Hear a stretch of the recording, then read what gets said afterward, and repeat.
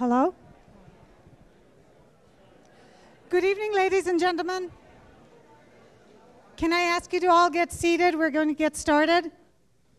Could I ask the candidate, please, if you could just come to the wall over there, that would be wonderful.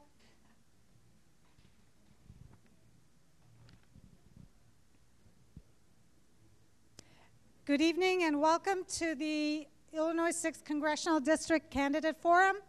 I'm Sonia Irwin, an executive member of the Coalition for a Better Illinois 6th, which is an organization of about 24 grassroots groups. I want to thank the Interfaith partners as well as Etz Chaim for hosting us and hosting this event and co-sponsoring it with us. Before we get started, I would like to introduce you to Reverend Louis Reyes from First United Methodist Church of Lombard to share a blessing. Let us be in an attitude of prayer. Holy One, as we gather in this holy place, we give you thanks for the blessings of this day. May your wisdom, your care, your sense of community be present among us tonight. Help us, O Holy One, to listen, to respect one another, to strive for a great sense of community. Please, Holy One, may your peace and your calmness be with our candidates, our moderator, and yes, with us all as we gather tonight. In your holy name we pray. Amen. Thank you, Reverend. So let's get started with tonight's program. Many of you may be aware that in November 2017, the nonpartisan Cook Political Report changed the rating of this district from a Republican-leaning to a toss-up, which makes this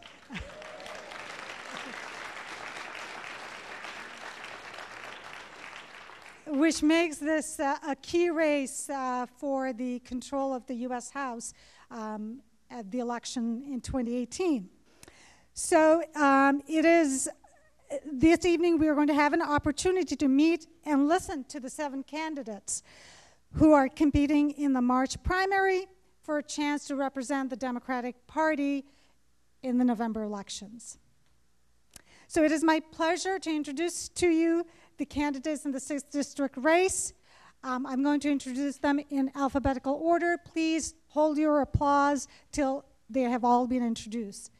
So starting with Sean Caston from Downers Grove, Carol Cheney from Naperville, Amanda Howland from Lake Zurich, Ryan Huffman from Palatine, Kelly Majeski from Barrington Hills, Becky Anderson Wilkins from Naperville, and Jennifer Zardani from Clarendon Hills.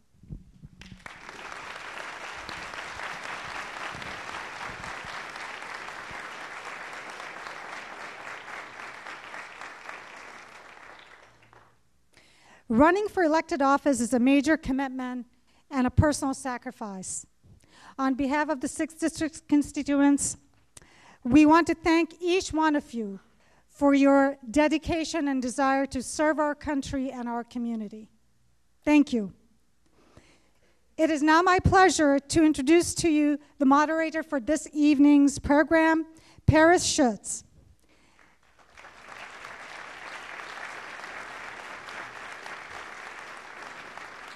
Paris is a political correspondent and segment host for WTTW's Chicago Tonight. He's 3-time winner of the Peter Lesegor Award as Chicago's best television reporter, and an honor presented by the nation's largest chapter for the Society of Professional Journalists. He's also a pianist. See, there's a piano over there.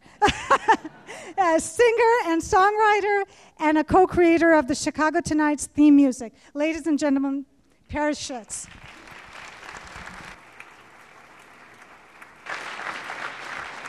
Thank you, Sonia.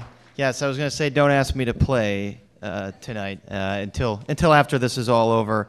I want to thank the Coalition for a Better Illinois 6, the Interfaith partners.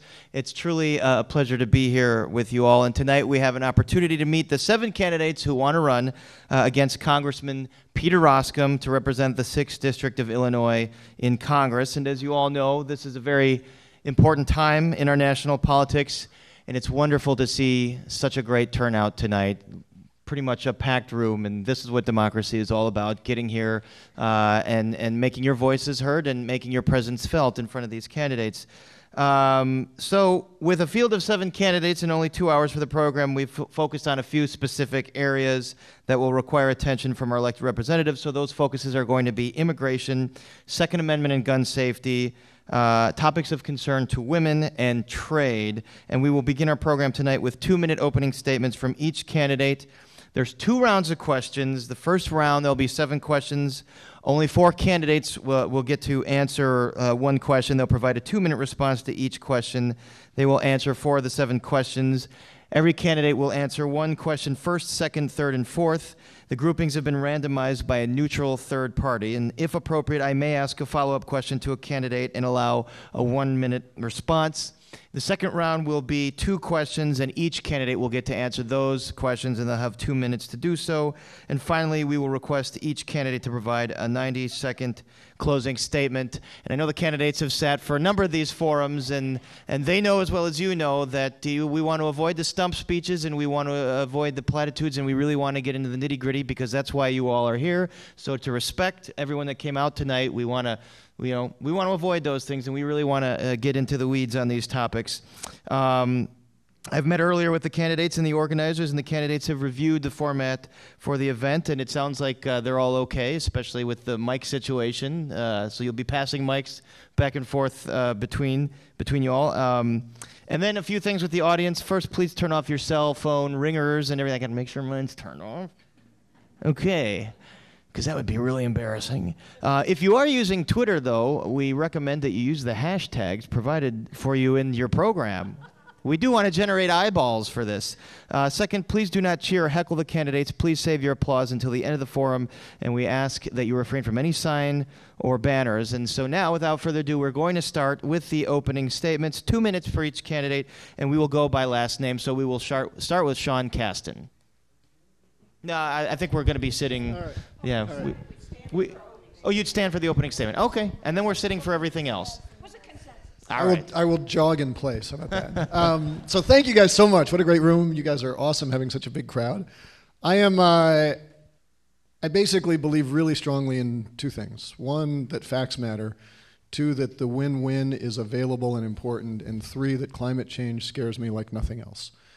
And that's led over the last 20 years to me first working as a biochemist, developing advanced biofuels technologies, then as an engineer, developing clean energy technologies, and for the last 16 years as an entrepreneur, building companies that had a mission to profitably reduce greenhouse gas emissions, built 80 projects, about $200 million worth of capital that all lowered CO2 emissions, cut energy costs, created jobs, added infrastructure.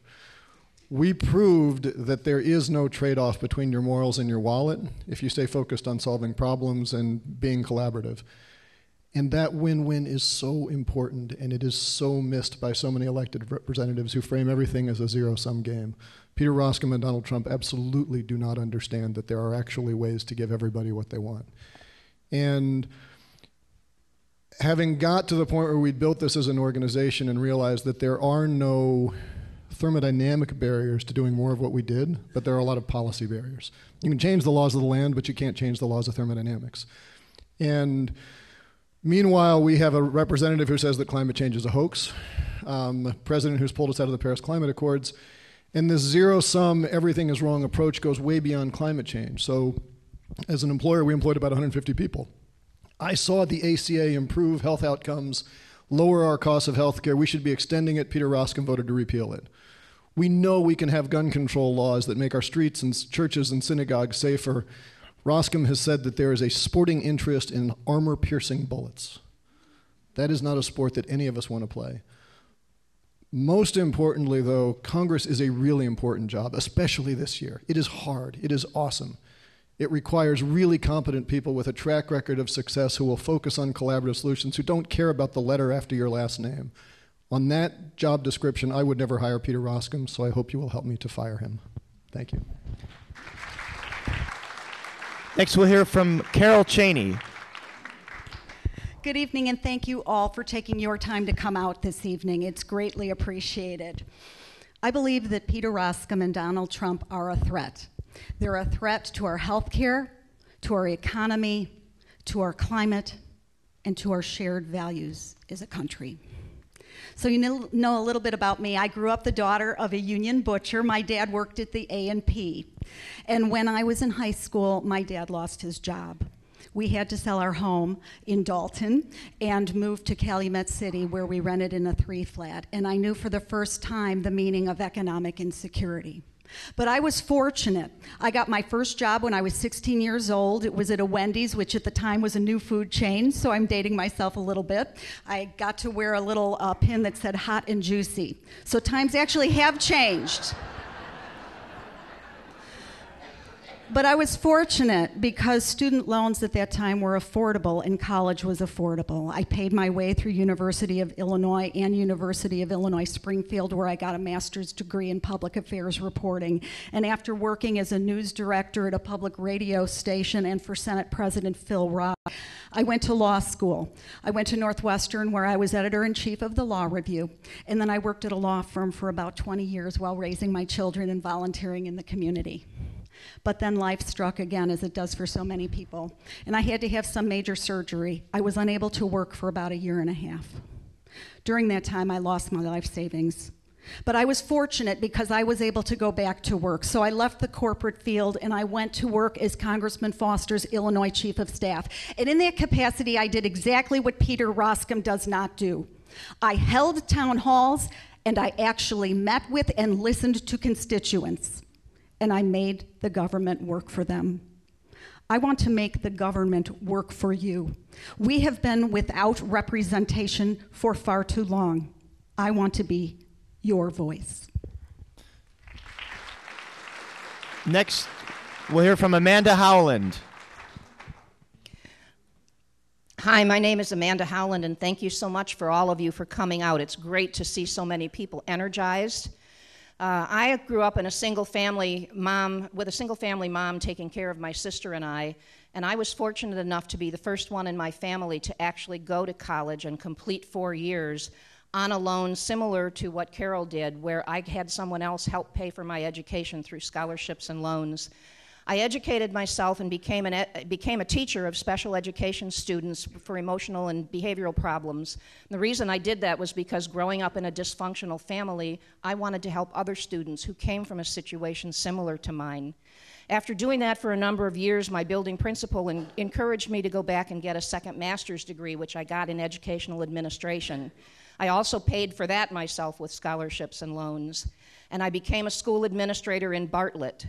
And I was there for a number of years until we closed our elementary school, when I went back to college to get a law degree because I thought I could do more to help people with a law degree.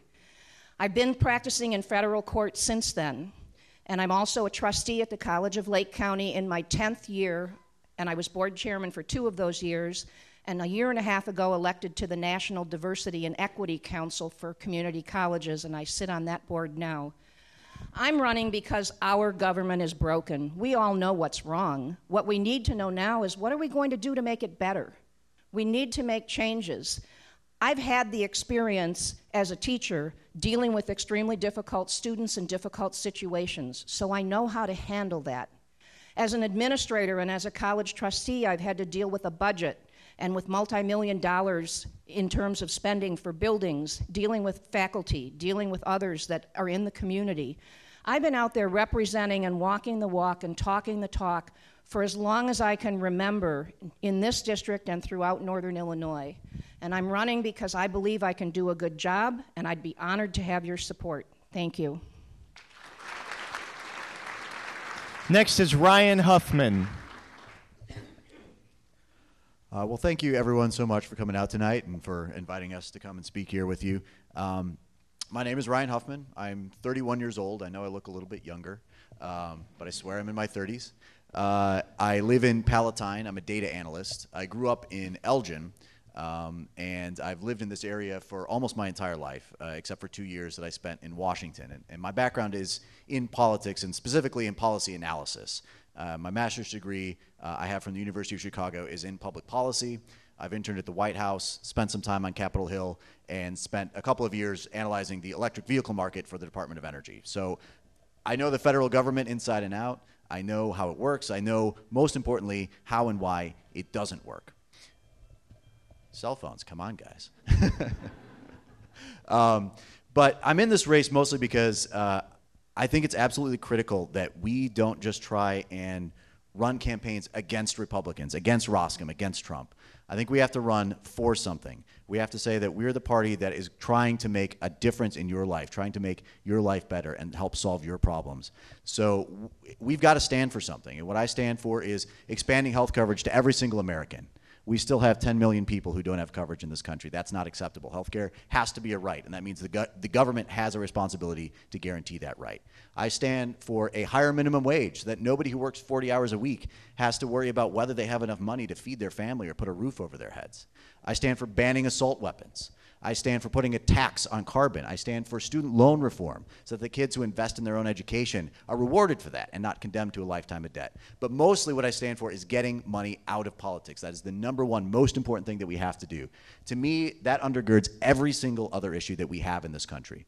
Right now, the power of the wealthy donor is at an all-time high, and the power of the individual voter is at an all-time low. And that's why representatives like Peter Roskam run away from their constituents. They have no incentive to actually care about what their constituents think. They only care about their wealthy donors. And that's something I'm going to go to Washington to fix. Thank you. Next, we'll hear from Kelly Mazeski. Hi, good evening. My name is Kelly Mazeski, and I'm running for Congress because I think it's time we get a representative who will really represent us and stand up for everybody in this room.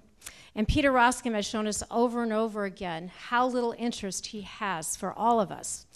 I'm a breast cancer survivor, and 3 years ago, when I was going through chemo, our insurance company of 20 years informed me they weren't going to cover us the following year. Now, that was alarming, but I'm very happy to say that the Affordable Care Act came through for my family and me, and I was able to keep my doctors. But Peter Roskam and Donald Trump want us to believe that repealing the Affordable Care Act and gutting Medicaid is in our best interest, and we all know that's simply not true. I'm also a scientist, and because of that, I understand the harsh reality of climate change, and that is the biggest challenge facing our generation. I've been a longtime grassroots activist for the environment. I've been a longtime Sierra Club member, and I did 2 years of national policy outreach for energy and the environment for the Obama campaign. And in 2014, because of this work, I was elected to the Illinois Environmental Council. And again, Peter Roskam and Donald Trump are putting politics over facts when it comes to climate change. They are putting the health of our planet and the health of our children and future generations at risk simply to prop up failing fossil fuel industries, and that's got to end. So I'm running for Congress because I want to stand up to Donald Trump on health care, on the environment, and the hardworking families in this district.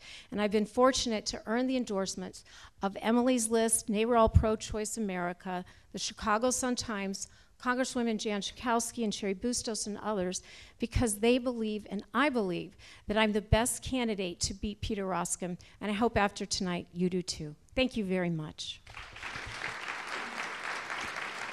Next, we'll hear from Becky Anderson-Wilkins. Well, I just want to say all of you are the silver lining in this dark cloud we're living under. When people get engaged, they get active, we can make change. So I am so happy that all of you are here tonight.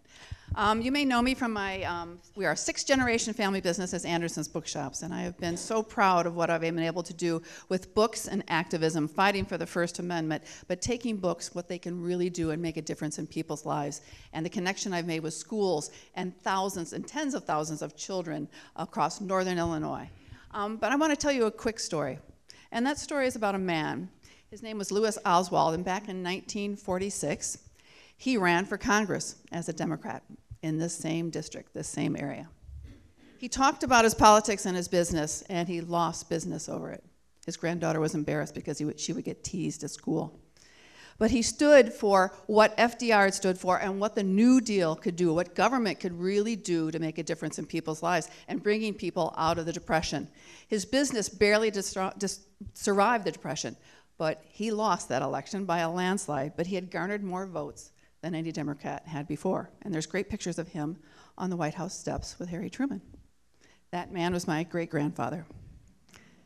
And so I come from a long line of activists and Democrats in a more Republican area, but we are so different now. But I am running in this race because Washington is broken. But it's not broken for the wealthiest and the large corporations. And that's why, like Ryan, I am making a pledge not to take a single penny from any lobbyist in this campaign. The other thing is, I'm a breast cancer survivor, and I'm going to fight for our health care. That is something that we truly have to fight for. And I will fight tooth and nail about prescription prices, about everything. And growing up in a business, we started with a small family pharmacy in 1875, and we sold books from the beginning. So my joke is that books are better on drugs. But that's prescription drugs. So we still have that pharmacy, and I've fought for small business all over this country, and I plan to fight in this district. And also as a Naperville City Councilwoman, I've been fighting for 3 years for many of the issues that face the city of Naperville. Thank you. And finally, we'll hear from Jennifer Zordani. Good evening. I'm Jennifer Zordani. I grew up out here in the western suburbs, and last year and a half or so ago, we saw how broken the system is. And we saw the election of President Trump, and we know that Peter Roskam toes the line with this GOP administration. Nothing good is getting done for the people here in this district. I've met so many great people here in our home area. And I talked to a couple when I first started running the race who said, "Will you protect my Social Security?" They're in their 70s, and they were sitting side by side in their living room watching TV when I knocked on their door. And I think about them all the time. And I recently met a young man who's going to college and working 3 jobs so he can get through college with as little debt as possible. He's paying into Social Security. I'm thinking about the people in this district and what we need to live safe, stable, secure lives. And I know Peter Roskam isn't thinking about that. He's thinking about special interest. He's thinking about how he can favor corporate interests when it's really not necessary. It's the people here at home that should be first and foremost in our minds as legislators. That's why I'm running for Congress. I've been an attorney for 24 years. I've practiced primarily in the area of financial services regulation. I saw the 2008 crash, recession, the run-up to it. I saw how people were worried about their money, and I saw the passage of Dodd-Frank. And then I saw the Republicans sit on their hands and refused to make it work. And then they did the same thing with the Affordable Care Act. That's not government that works for you. And I'm running so that you truly get government that works for you, to be your voice in Washington. I'm Jennifer Zordani. Thanks for coming tonight.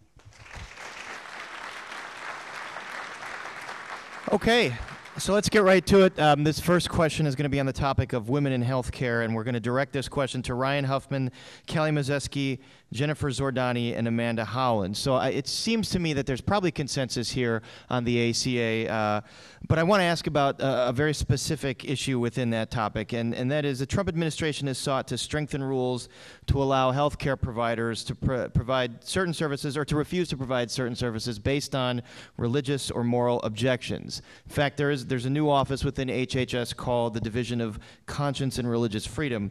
So starting with you, Ryan Huffman, do you agree or disagree that doctors, nurses, and healthcare workers should be able to object to providing any services like abortion or contraception based on religious or ethical beliefs? Disagree. Very strongly disagree. I think one of the most sacred ideals of this nation is this idea of separation of church and state. And so at any point where the government is saying your religious values trump the rights of another person, that is not what this country is supposed to be about. But it's more important than that. It's mostly an issue of this culture of toxic masculinity that we have that says all the men who are leading our country, and it is unfortunately mostly men, believe they have a right to tell a woman what she can or can't do with her body. And that is where this comes from, I think, as well. It's saying that you have a right to restrict a woman's access to contraception and to birth control and to all these other very important things that they should have access to. I don't support any restrictions on that. I think that we've got to make sure that we're defending women, we're defending them having the right to make these sorts of decisions. And so in no way would I support this expansion of religious reasons for blocking these sorts of things. Kelly Mazeski, same question to you. I mean, is there a legitimate claim that a doctor or healthcare provider can make that says it violates their freedom of religion if they're forced to provide a service that they find unethical? Well, I think that if a doctor finds it unethical, then I would say it's up to them to find somebody who will do it in their practice or refer somebody to it if they're that uncomfortable with it. But I think that all services should be offered and provided to people, to patients, regardless of what the religious background is for that institution that may be providing the insurance. I just think that we have too many men making these decisions and institutional people at the high level making these decisions, and it should be up to the individual or the person who's getting the insurance from that institution or that corporation to decide themselves whether they want to use it for a specific purpose or not. Reproductive rights for women and health care for women should be an issue between that woman and her doctor, and not people at the top. And I absolutely believe that birth control should be offered, and sometimes I find it archaic that corporations or institutions don't want to offer it because it reduces the rate of abortion and it reduces the number of unwanted pregnancies. So. Jennifer Zordani, same question to you. Allowing doctors, nurses, healthcare providers to refuse to provide certain service based on religious beliefs. No, I disagree. We know right now that there are some institutions, a Catholic institution, that will refuse to provide abortion services. And people know when they select that hospital that they will be limited in the services. The Trump administration's proposal is much different than that. It is person by person, provider by provider, and where do we draw the lines? So we're talking here about the women's right to choose, the women's right to get access to certain services. What about a gay couple and the ability of a same-sex partner to come in and have access to the person in the hospital? We start making decisions based on status that as Americans we have said we do not agree with that. I do not agree with that. Person's race, creed, color, gender, everybody is entitled to the full scope of medical care. I think that this is just part of the Trump agendas going further and further to the right, politicizing every single issue that they can politicize, and I disagree completely. Amanda Howland, same question to you. Well, there's several problems with this particular situation. First of all, what Trump is trying to do is backdoor shut down the Affordable Care Act provisions, and he's been after that for years and years and years. Secondly of all, we're intertwining religion with what goes on in hospitals and with doctors, and we do have a separation of church and state. Companies should not be able to say, oh, for religious reasons, I'm not going to allow any of my employees access to birth control. We've already seen that happen in a couple of federal court cases. So they're trying also to backdoor a woman's right to choose and a woman's right to have reproductive health services. I can tell you personally, my husband is an anesthesiologist, and he has run into situations in the hospital where even when the life of a mother is at stake, an anesthesiologist on duty that night has said, I will not anesthetize this woman if you're going to take the baby. And to me, that's outrageous because doctors take a Hippocratic oath, and their oath is to protect people. And if they aren't going to do that, then they shouldn't be in the medical field. Okay, thank you. The next question is going to be addressed to Sean Caston, Becky Anderson-Wilkins, Ryan Huffman, and Carol Cheney, and it's on the topic of women and women's rights. As you may or may not know, there's been a movement for several decades to add an equal rights amendment to the Constitution. Some states have signed and ratified it. Other states, Illinois is one that hasn't. And there's been Congress put a deadline of 1982 to get this amendment ratified. Obviously, that deadline long came in. I'm sorry. Yeah, it's the year I was born. So, do you believe, and this starting with Sean, do you believe we need an equal rights amendment? And if so, how would you go about getting it ratified given that 1982 deadline? Yes, I do. I think it's an open question of whether the enabling legislation is actually limiting. There's some discussion of it's in the preamble, and none of the other amendments had that in the preamble, and it's a weird thing in general to say that an amendment to the Constitution has a sunset date on it, because we don't have that in any other amendment. So I think there are valid legal arguments that that's actually fine, and I think there's a lot of advocacy groups who feel pretty good about that. I would say that just as Illinois residents, it looks like one of the huge blessings of the Me Too movement is we might actually get this in Illinois. And there's only 2 states left. So think of how embarrassed we're going to be if we're the only holdout. I mean, I think that's the best argument for your senator and for your representatives. The crazy thing, I think, for people of our generation is that you just assume that we're already there. But don't forget, Scalia actually said there is no enshrined right to equal protection for women in the Constitution. And so in this crazy originalist constitutional crowd, you shouldn't need it, but you do. And that's why we've got to ratify it. Becky Anderson, same question to you. Is there a need, given what Sean brought up about Scalia's comments, is there a need for an equal rights amendment to the Constitution? Yeah, I think there is. Absolutely. When you think about women's issues are not equal. Women are still not making equal pay. Women are still not getting equal treatment under health care in certain situations. Women are still not being treated equally in the criminal law system. But also, too, women, even homeless women, when you think about violence against women, 1 in every 4 homeless women it's based on violence with men. We have to fight for women, and we need that equal rights amendment. And I think in this state, when you think about all the stuff, the women who have been fighting, who have joining resistance groups, everything, we're going to get this done, and we'll fix it and we'll get it done. It's a no-brainer.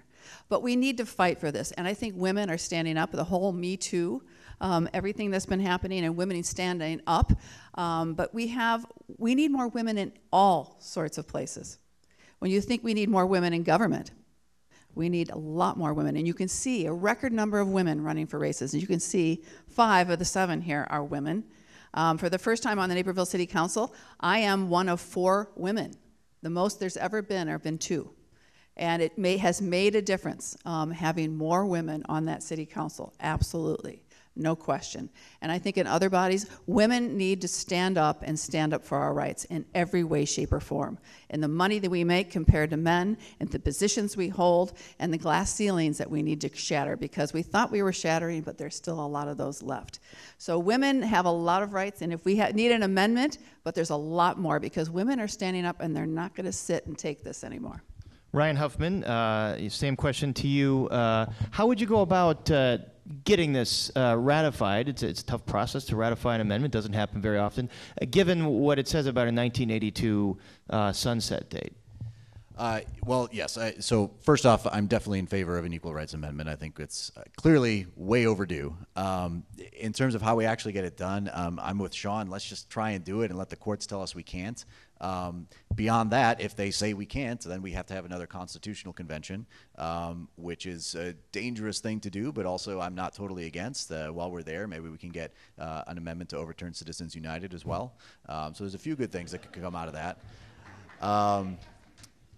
But I think that at the very least, it's it has to be done. Clearly not enough is being done to protect women's rights in this country.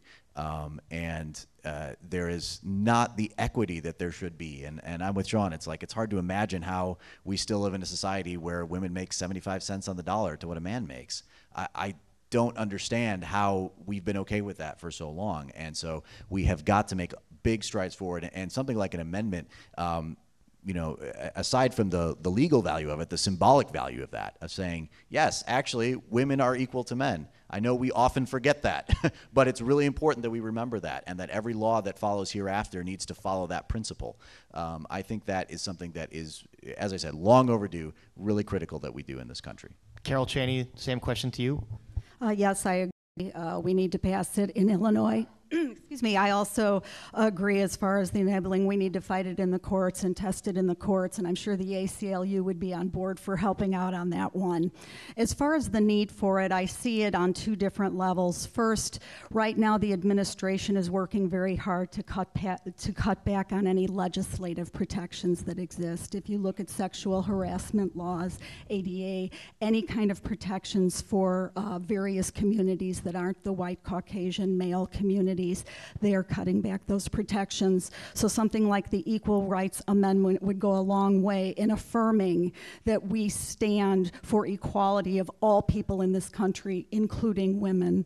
And I guess that's where it gets to the second issue, because there are subtle issues that pervade us in our society. When I was in Congressman Foster's office, I led an event that was about implied biases against women in the workplace and in other places, because we do have some laws on the books, but there still is the concept that so many women probably have experienced of mansplaining and all of those subtleties that exist that are more nuanced and as a result are more difficult to call out. And how many women are in the Me Too movement because they have not been in positions of power? And when you're not in the position of power, it's very difficult to call something out.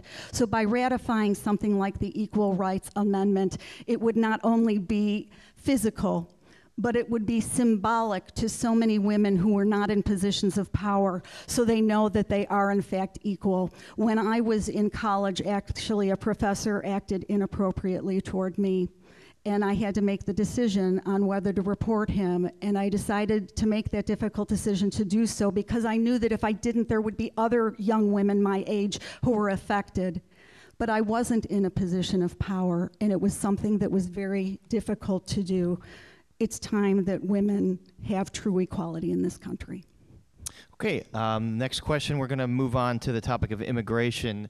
On August 28th, 2017, Governor Rauner signed into law the Illinois Trust Act, limiting local agencies' cooperation with federal immigration authorities. Some refer that to making Illinois a sanctuary state. Chicago, as you know, is a sanctuary city, and as a result, the Justice Department has sued Chicago and Illinois to withhold federal grant money. So, and my question is going to be addressed to Amanda Howland, Jennifer Zordani, Becky Anderson-Wilkins, Sean Cassett. Knowing all this, how specifically would you deal with the dispute between sanctuary status and federal funding?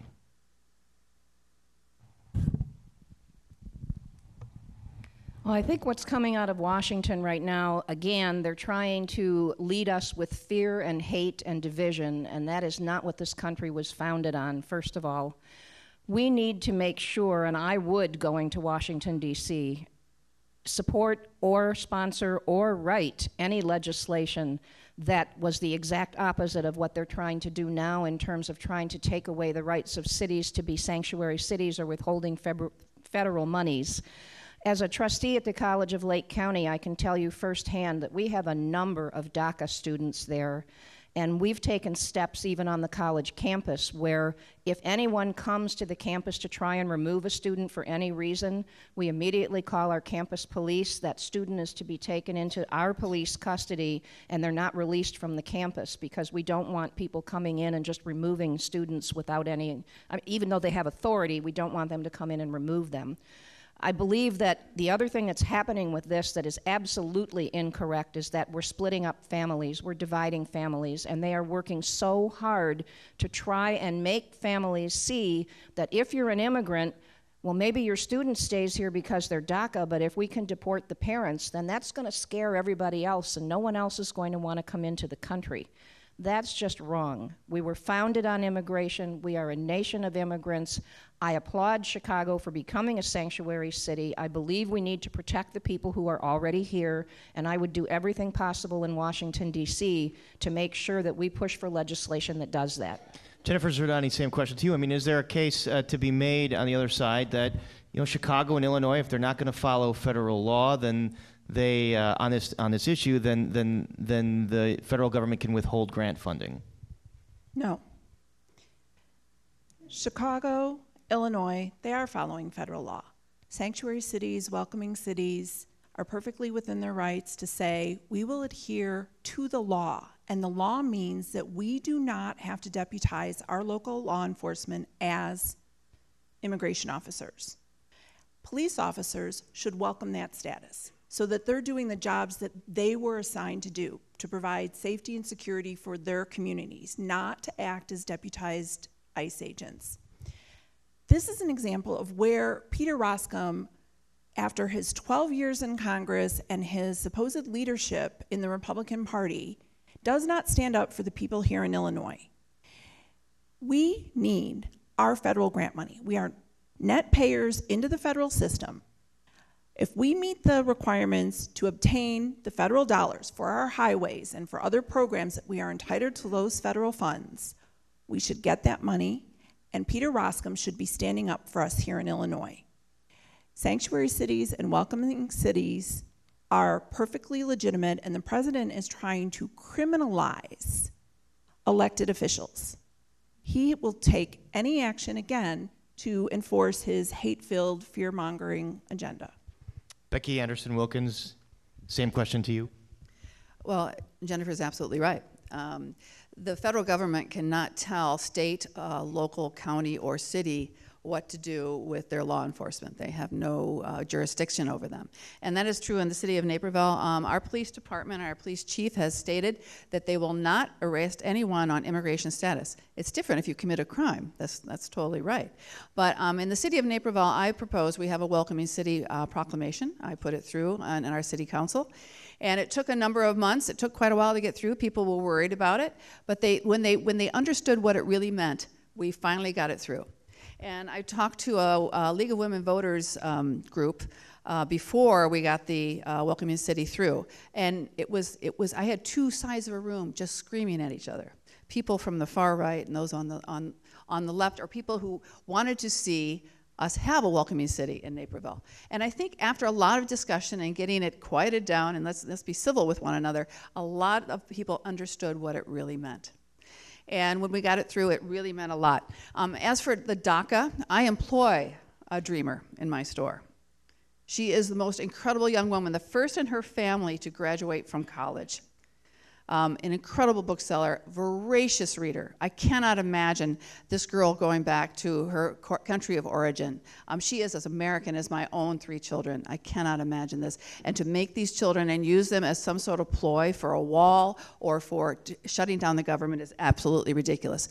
But a welcoming city, there would be no court in the land that would actually make a city get rid of their sanctuary city or their welcoming city status, because we have the rights locally. Sean Casson, same question to you. So the crazy thing is, on conservative principles 18 months ago, I thought federal overreach of states' rights was something we shouldn't be doing, and here we are somehow coming backwards on that.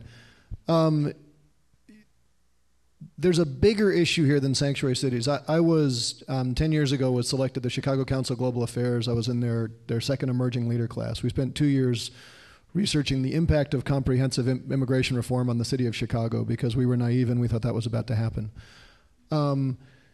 There are a huge number of issues, sanctuary cities being one, where the ability of local communities to be effective is hamstrung by federal policy.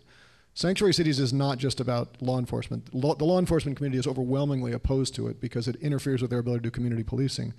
It's also about domestic violence centers. There was a horrible statistic that I think Houston complied with ICE. There was a huge drop in domestic violence claims exclusively among Hispanic women. That ain't a drop in domestic violence. It's a drop in reporting. There are EMT communities saying that if someone has an Ebola outbreak, we need to know right away, not when that person says, I feel safe going and talking to the authorities. And then there's a whole host of other issues with some of the cross-border police forces who know exactly who the agents are who are doing human trafficking and drug trafficking, and they communicate very well with the law enforcement on their side of the border, but they can't talk without going first up to Washington and then back to Mexico City and going down. And there's just a whole host of issues where the federalization of immigration policy is making us all less safe and less secure. And it's don't get me wrong, I don't support Clive and Bundy, but in this case, I'm a big supporter of local control. On the same topic, and I'm going to address this next question to Carol Cheney, Sean Kasten, Kelly Mazeski, and Ryan Huffman. I think, we're going to have a lot of consensus on where you stand on immigration reform. You support DACA. Overall, it seems like you all support a more robust immigration system. So how do you address the concerns that a more robust immigration policy will take jobs away from American citizens or at least depress wages? And again, starting with you, Carol Cheney. Well, I'd look at... Is it on? No? There. I'd look at the facts, because the facts demonstrate otherwise. When the Chamber of Commerce and labor agree on something, you know there must be something to it. And the Chamber of Commerce and labor agreed that we needed comprehensive immigration reform. These are jobs that are not being taken. That is a misnomer. These are not jobs that are being taken from American citizens. These are jobs like migrant workers who are filling holes and gaps in the workforce. Studies actually show that rural communities that have an immigrant population do better than rural communities that don't.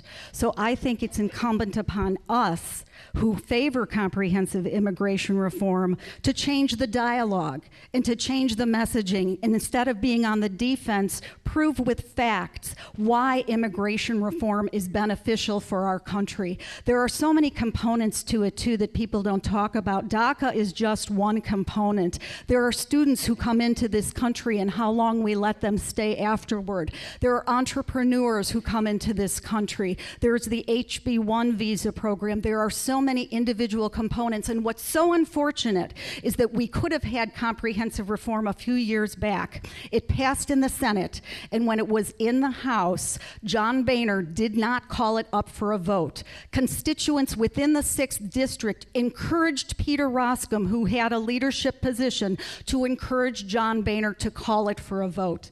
He did not do so.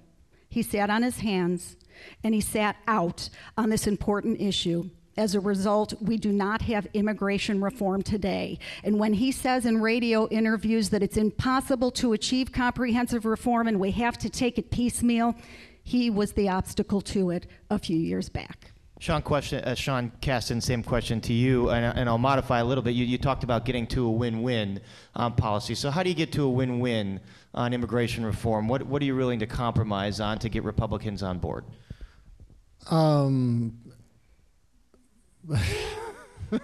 Boy, how do you get rid of the xenophobia in the Republican Party? That's tough. I think that on the job question, and maybe this is how you get to the win-win, I agree with Carol that there is no zero Zippo evidence that immigration, documented or undocumented, is a net drain on the economy. It just isn't out there.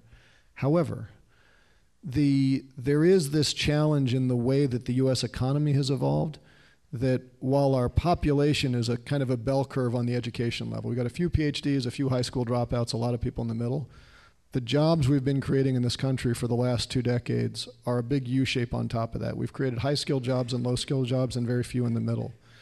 And the reason why the H-1B issue is easy is because it's a pure supply-demand. If you're an employer and you need smart people to come work for you, you don't have enough in the native-born population.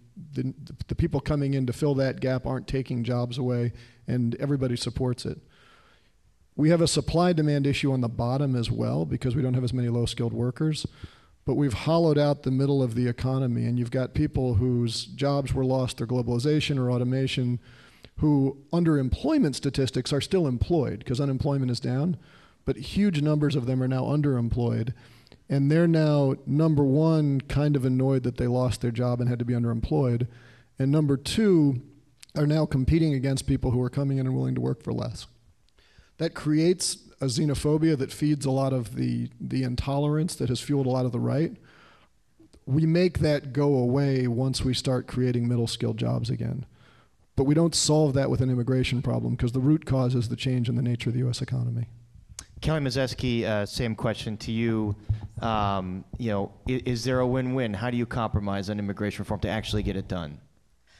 Well, I just want to say, when you were talking about jobs being taken away by immigrants, there was just an article in the Chicago Tribune, I believe it was on Sunday, that stated how a huge percentage of the immigrants that come to this country start their own businesses in the United States. And because they do that, they're actually employing other workers.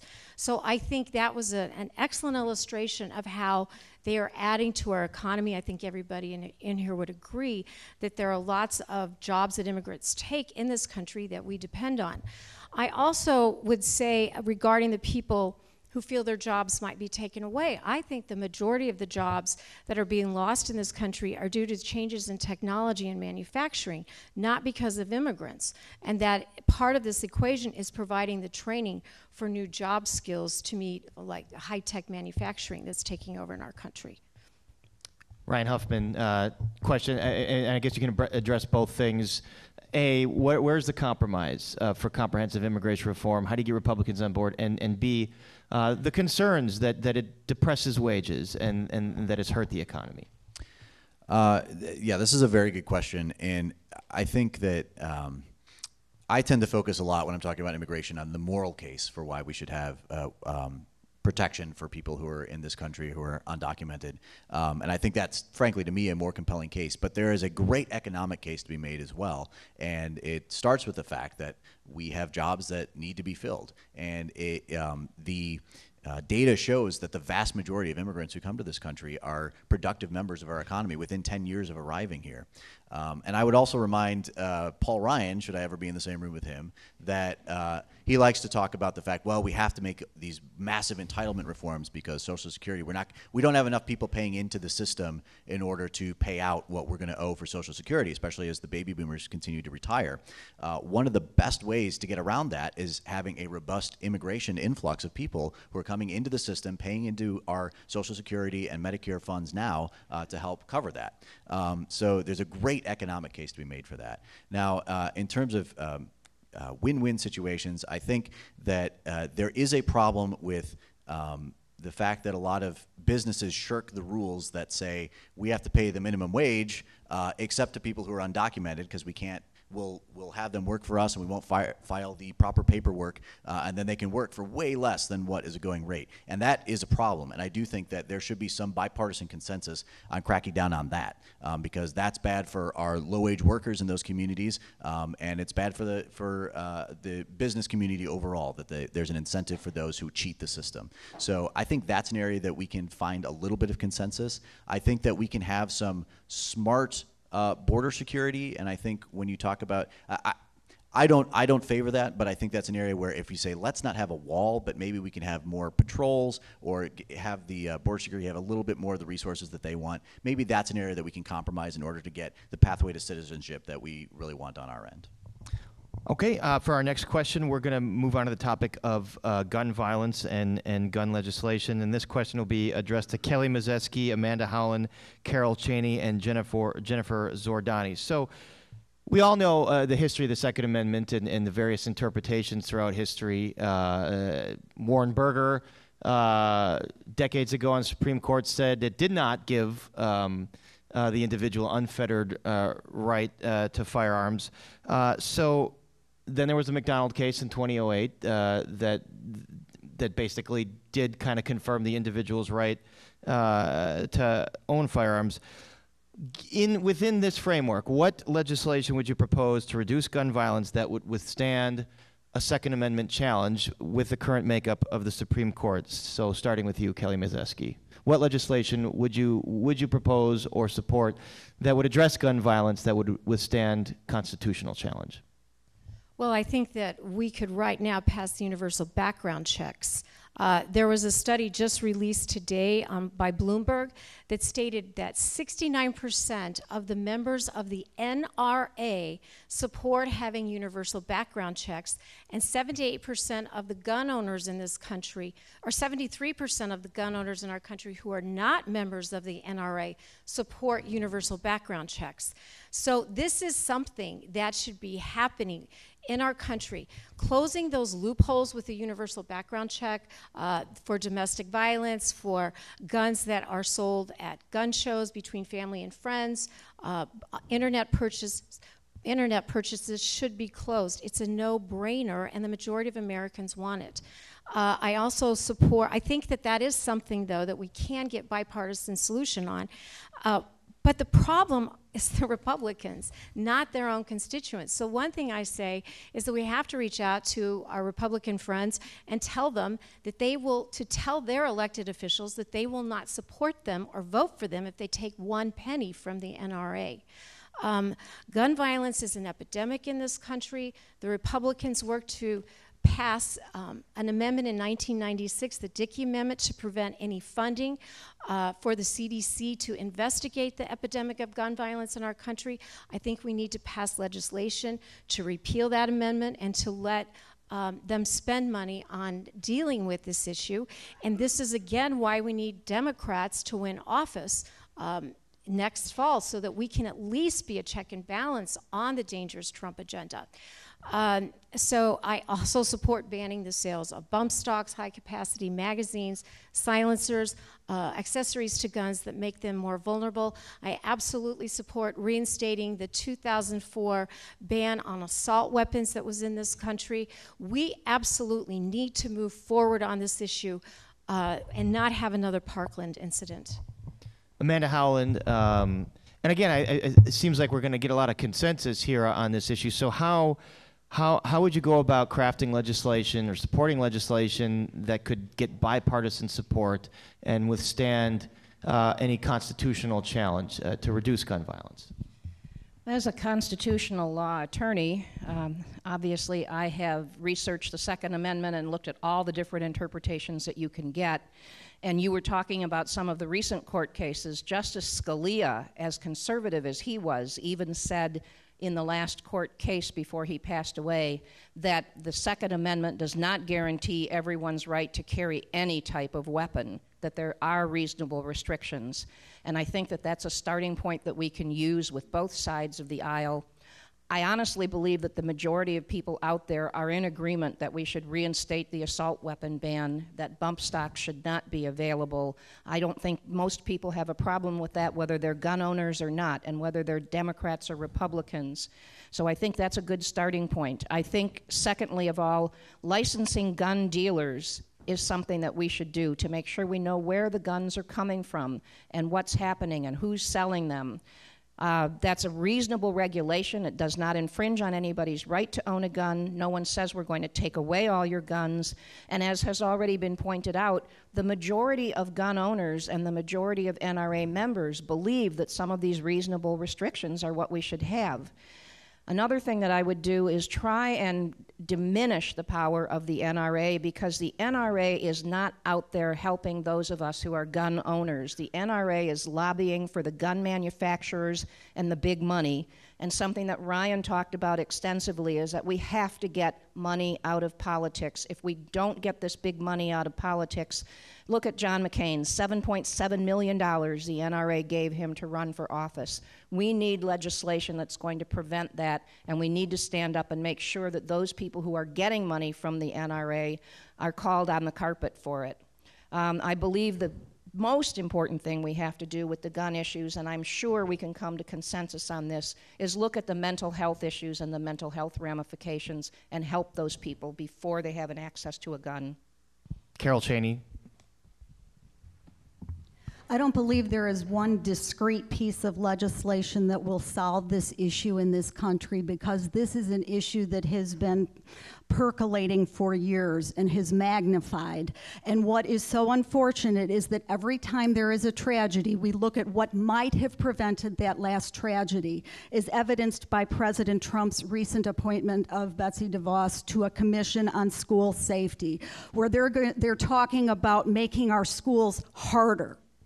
Well, actually, there was a study released by the University of Virginia in February of this year that actually focused on schools, but it took a holistic preventive approach. And it was talking about the need to actually make schools softer by providing more mental health services and counseling and social services and identifying troubled youth before something happens. They also talked about the need for universal background checks and other of the many things that we've heard about. And again, this study was in the context of schools specifically. But until we take a comprehensive approach in this nation, the stopgap approach of trying to fill a hole in a dike for the most recent tragedy will only engender more tragedies in the end, because we're not solving it in the public health manner that it needs to be addressed.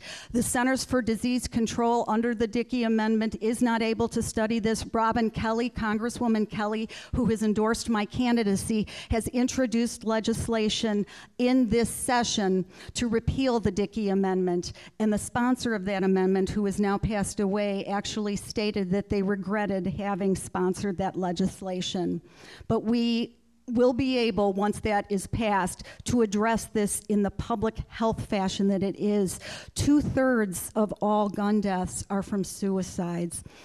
I had a friend who tried to commit suicide, and I'm the one who discovered her. She would not be here today if she had had a gun in her hand. Jennifer Zordani, day one in office, what can you get accomplished on violence, gun safety? Because again, I mean, I think there's consensus here, so what's doable? It is very difficult because of the money in politics. And Peter Roskam has not taken that much money from the NRA, but he follows his party leadership. And on the whole, Republicans have taken more money, but there are plenty of Democratic politicians who take NRA money as well. So it's not a single-sided issue here. Day one, and I have put my gun policy on my website, and we can reinstate an assault weapons ban. We know that's constitutional. Universal background checks are constitutional.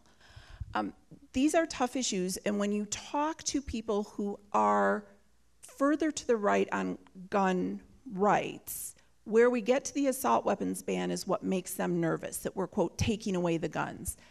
I would support that ban. I find fault with the fact that it does leave existing guns out there. So we're not getting rid of all the guns in America. I would have to say some of my opponents have proposed gun policies that are much more aggressive, and I think that sets us back. I don't think requiring insurance is going to go anywhere anytime soon.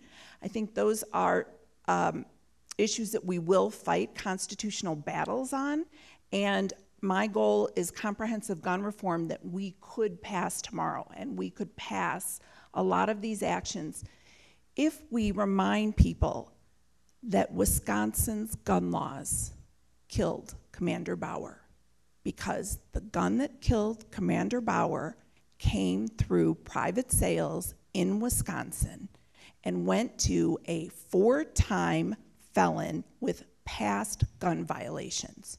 So until we start making it clear to our neighbors who are responsible gun owners that they should be standing up for laws that make all gun owners responsible and stop gun trafficking, we're not going to get far. On a similar topic, and this question will go to Becky Anderson-Wilkins, Ryan Huffman, Sean Caston, and Kelly Mazeski. Do you support strengthening the national instant criminal background check system so that those with mental illness aren't able to purchase a firearm, something that was put in place under President Obama. It was weakened under President Trump. And let me remind you, there are arguments by the ACLU that this violates civil liberties by having the Social Security Administration share this information to prevent people with a history of mental illness from getting a gun. So, again, starting with you, Becky Anderson-Wilson, strengthening the instant criminal background check system so that those with mental illness have a harder time purchasing a firearm. Well, I think what we have to be careful of, I have several friends who are therapists, and they worry about this. Because when they're working with people with mental illness, that could be mild depression. That could be all sorts of different types of mental illness, that goes under that category. We have to be careful on how we categorize that. And I think, so defining that will be something that we really will have to work on. But identifying students in schools, I think what we have to make sure is our students learn those soft skills and those skills that they can work with each other, so they can identify those loners, those kids that really need that hand reach out to them. But I think identifying and making it, I think people with severe mental illness, absolutely. But I think you have to find there's a gray line that is really hard to cross, and we really have to be very careful of that. But I think that we should definitely have that. The people who have severe mental illness should not be able to get a gun permit. Ryan Huffman, same question to you. It is a good question, and there's definitely a case to be made against allowing that. But in general, we have trade-offs. We have difficult choices to make on some of these issues. And to me, the threat that is posed to people who have the right to life, and that's being infringed upon by people who are saying, well, my right to bear arms is more important than your right to life. And I don't think that is an approach that has been very effective for us in this country.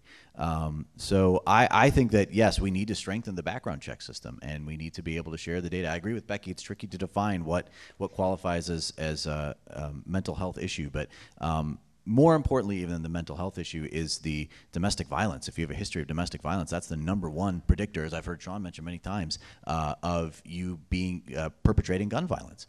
So we need to make sure, and there are some laws in the books that are designed to do this, but they are clearly not working the way that they're intended right now. So I'm fully in favor of strengthening the universal background check system. People have restraining orders against them as well. Certainly people on the terror watch list and the no-fly list.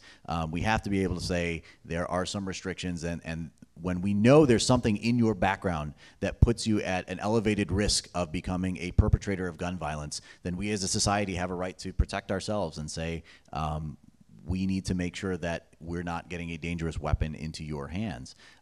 Beyond that, I didn't get a chance to answer the last question, so I'll just say the problem is not just that these weapons are getting in the hands of the wrong people. The problem is how dangerous they've become. And guns are a lot different now than when the Second Amendment was passed, where you could fire maybe 1 or 2 rounds a minute. Now you can fire hundreds of rounds a minute. So we've got to ban bump stocks and high-capacity magazines and all these other things that make these already dangerous weapons so much more dangerous. Sean Caston, same question to you. And I want to remind you that the ACLU and the NRA kind of find themselves on the same side of this one. So how do you sort of appease the concerns of the ACLU that strengthening national criminal instant background check system to prevent those with mental illness from purchasing a firearm won't be violating someone's civil liberties? So a very good and respected friend in Washington once told me that religion is what politicians talk about when they don't want to talk about ethics. Mental health is what politicians talk about when they don't want to talk about gun safety. I would echo Carol's point. There is no evidence that having a history of mental health makes you more likely to commit a gun crime. There is evidence that you are more likely to be the victim of a gun crime. Now, with Carol's point, that makes the mental health community particularly at risk for suicide. And that is the big, and so there's a legitimate health issue of saying, how do you make sure that people who are depressive don't have access to these deadly weapons that can make a temporary blip in your moral makeup suddenly deadly. But I kind of come down on the side of the ACLU on this one of saying, we know, to Ryan's point, thank you for giving me a shout out, that domestic violence is a good predictor that you're likely to commit a gun crime. mental health is not. And what's hard, and I think this is the ACLU's point, in particular with some of the Obama era rules, is that a huge number of mental health issues are treatable, but if you ever took a Medicare payment for a mental health issue that you're now treated on, you're on this list forever. Now, we're awash in guns. We have too many guns. I don't like the idea of having as many guns on the street as we have, but there is a question of, is that the right screen, or are we better off saying, let's limit access to people who have a propensity to commit gun crimes, which are substantially people with a history of violence. Kelly Mazeski, same question to you. I do support strengthening the instant criminal background or criminal background check, and I know they're trying to pass that in Florida right now. The NRA has already stepped up and filed a lawsuit against them. But I want to err on the side of protecting citizens from people with guns. And President Obama did pass legislation that the Republicans, one of the first things they did after Trump was elected president was repeal this legislation that required anybody who was getting Social Security benefits at any age and having somebody else represent them due to their own mental health issues, their name would go to the FBI for a criminal background check to make sure they couldn't own a gun. And I can see the dilemma here. I mean, I'm a reasonable person, but at the same time, I'm tired of the hypocrisy with the Republican Party, and I agree that every time there's a mass shooting or a terrible tragedy of any kind, they always hide behind this mental health issue, when in reality, they really don't care, and they're hypocrites, and they voted to undermine this protection that President Obama put in place. So again, err on the side of keeping guns out of people's hands. I also would say, just generally speaking, you know, when we need to make sure people get training for guns. This is something I would like to see put in place. Right now, if you're going to drive a car, you have to go through training, you have to go get your driver's permit. I'm not suggesting you have to get a learner's permit for a gun, but I think it's a reasonable suggestion to require anybody who's going to buy a gun to go through some training before they get the license or the permit for it, just like you have to when you're driving a car. I remember when I was a little girl and I was learning how to drive. Well, I wasn't a little girl, I was 15 or 16, but my dad would tell me the car is a weapon. You can kill people with it, and I had to go through the training and learn how to drive it, and then go through a test to show that I could do it safely in order to get my license. I think we should be doing something like that with guns, that there's training required before you get a permit to own it. Okay, thank you. We're going to move on to the topic of health insurance and the Affordable Care Act. And again, it seems like there's a lot of consensus on the Affordable Care Act. I mean, a lot of you launched your campaigns largely because of that, and it's driven a lot of the opposition to Peter Roskam in this district. So I want to focus on kind of a little-known aspect, something that's been in the news lately, and that is the extension or the proposal to extend the short-term limited duration insurance policies. So these are policies that are supposed to be for 3 months. They're for people like if you're in college, you're home from college or something like that. So in lieu of some of the ACA provisions, the Trump administration has proposed extending short-term duration plans to a year. And a lot of these plans don't meet the coverage requirements of the ACA, but they're very low cost. So starting with Jennifer Zordani, do you support this notion of expanding short-term duration policies? I don't know all the details to these policies, but they sound to me like the race to the bottom, that we're going to give people something, but then they're not actually going to get coverage. So they're going to pay more, not get what they're hoping to get. So I don't support that. I will say, overall, I am an advocate for fixing the Affordable Care Act, but I disagree where Ryan said earlier that we have only 10 million more people to bring onto healthcare. I believe healthcare is a right, but we have a big problem. Even though we have 90% coverage, supposedly, under the Affordable Care Act, it is expensive for a lot of people. Premiums and deductibles combined make it extremely expensive for a lot of families. I think that we have to dig in and really look at what the costs are, how we're ranking, where we're providing the subsidies, And the president's proposal for these short-term plans is to try to distract from the real work that needs to be done on the Affordable Care Act. Now, Carol Cheney, same question to you. What about the extension or expansion of short-term duration plans as being proposed from 3 months to a year? I believe that's really just another attempt to sabotage the ACA by providing an alternative outside of the ACA. As it is, ever since it was passed, Republicans have worked very hard to sabotage it, most recently in the tax plan that eliminated the individual mandate.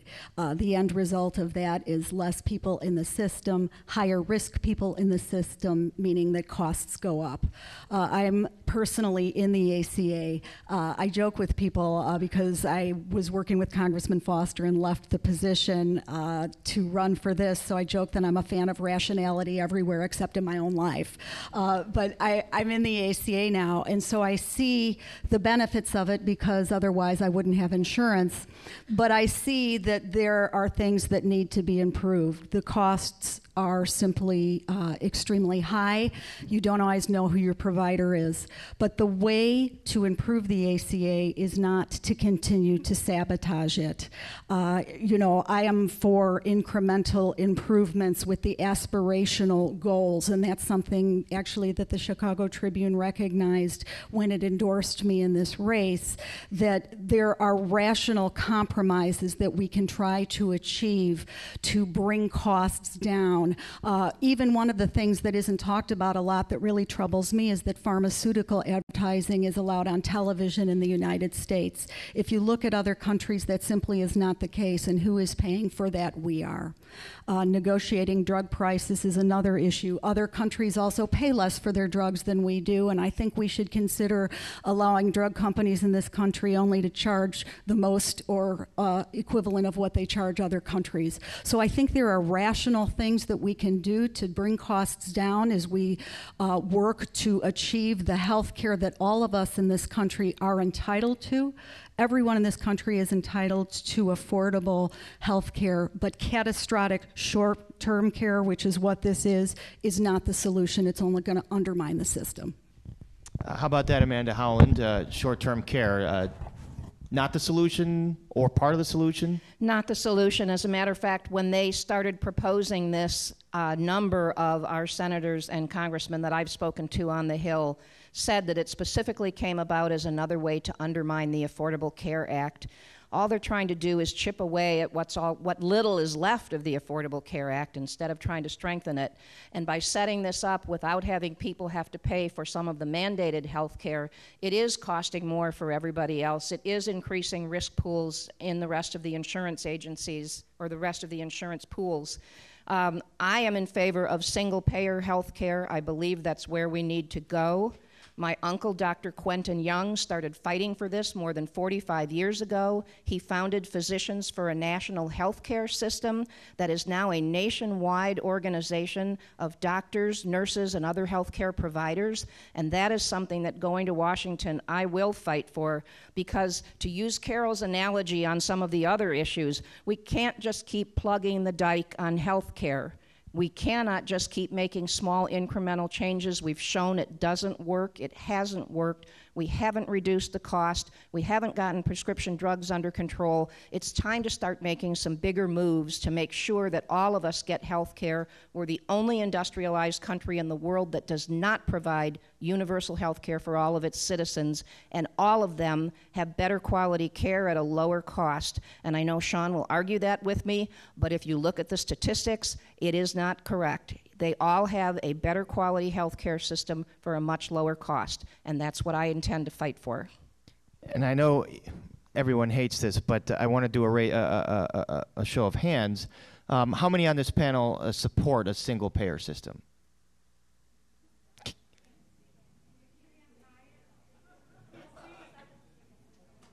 You want Carol? Carol doesn't want.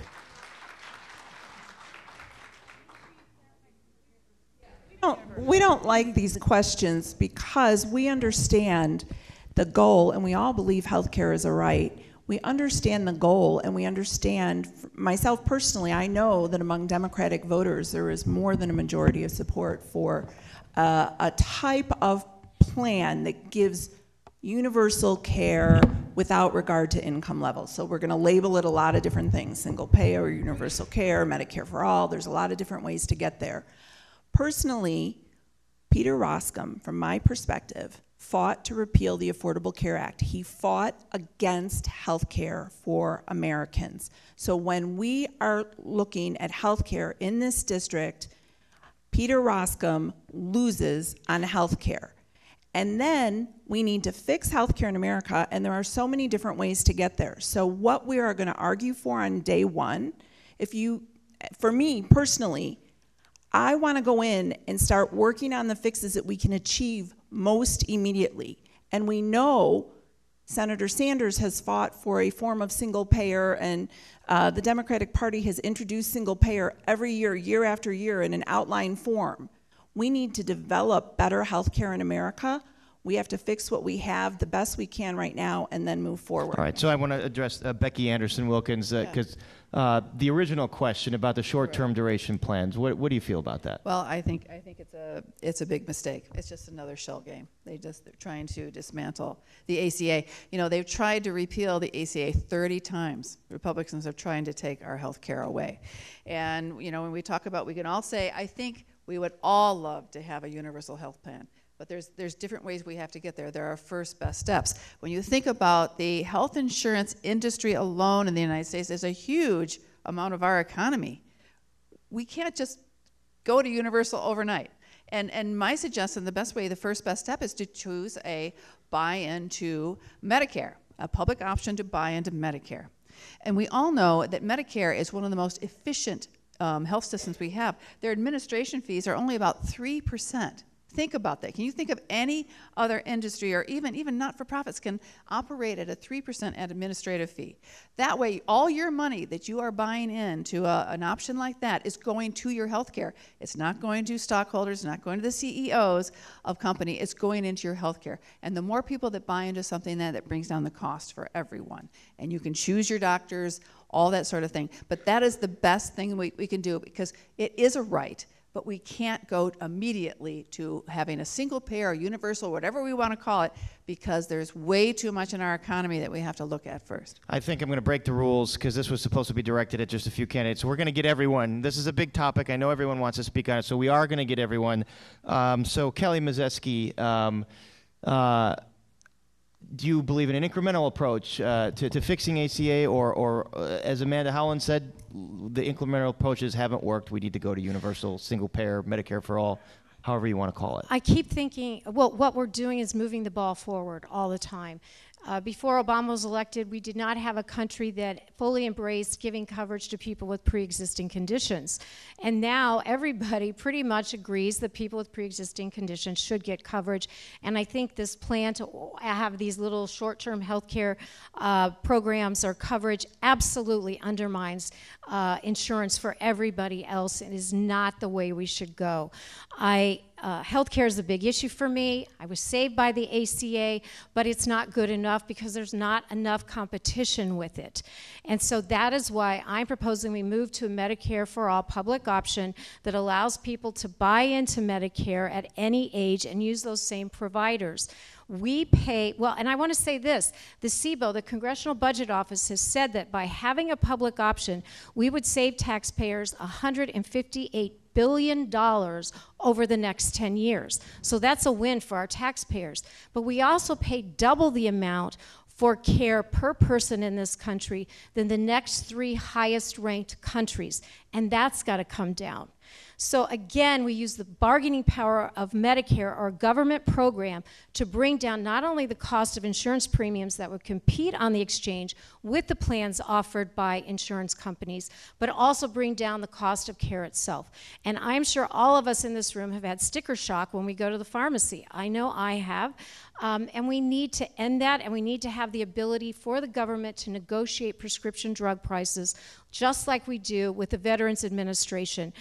So again, it's a 3-point issue here.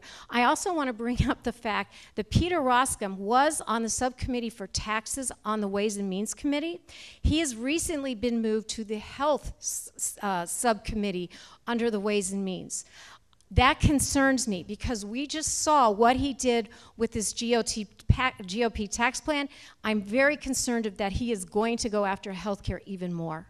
Ryan Huffman went away. You did raise your hand for single payer. Is there a compromise that can get done? I mean, you're gonna if you're in Congress, you're gonna have a Republican president for at least 2 years that you're there. So what can get done with a veto-proof majority, per se? Well, first of all, to answer that question directly, President Trump will do whatever he thinks will make him popular. So if the Democrats pass something and we say, hey, this is Trump care and everybody's going to have universal coverage, he'll probably sign it if it's got his name on it. So I'm not actually too concerned about that.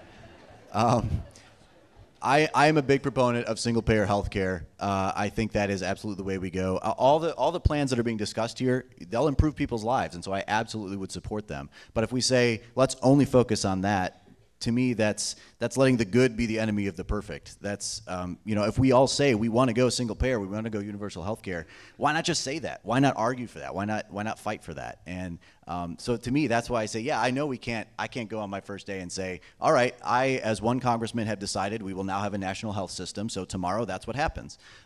It's going to be a process, but we can, and the legislation that has been proposed by Senator Sanders and others has been built to transition us there over the course of many years. And that, I think, is very, very critical that we incorporate. And there have been single-payer proposals in California and Vermont that are not well thought out that I probably would not support because it has to be done extremely carefully. But what I've seen being proposed from Senator Sanders, I like, and I think that's the way we've got to go because you do see around the world, most industrialized nations have systems like this, and they all have everyone covered, they have better health outcomes, and they have lower costs. So why wait around for that? Let's go for it, and let's say we're going for it. Sean Katzen, you're the only one that we haven't heard on this topic yet. So I want to clarify some terms, and I think you saw us all. Did I cut Carol off? I think you saw us all cringe at the raise your hand question because there's nuance here. What is unambiguously true is that every country that has universal health care has lower costs and better outcomes than the United States does. And there's no country that has higher costs than the United States does. So going to universal health care is absolutely the goal. The separate question is how many payers do you have? And where the data is unclear, and I take issue with Amanda, is there is not evidence that countries with single payers have better outcomes than countries with multiple payers, except in countries that are very small and homogeneous. And so the ACA got pretty close, but not all the way there to universal health care. You need to take something that actually expands so that people who don't have the means to pay or are temporarily unemployed have some coverage. And that's going to have to be a taxpayer-funded vehicle that's there. That is not incompatible with giving consumers the right to choose. If every consumer wants to buy into something like a Medicare for all, terrific, we'll have single payer. But if you have options that says if the private sector wants to participate and offer a plan that people can participate in lieu of that plan, and give them the choice to do that, you have a multiple payer system.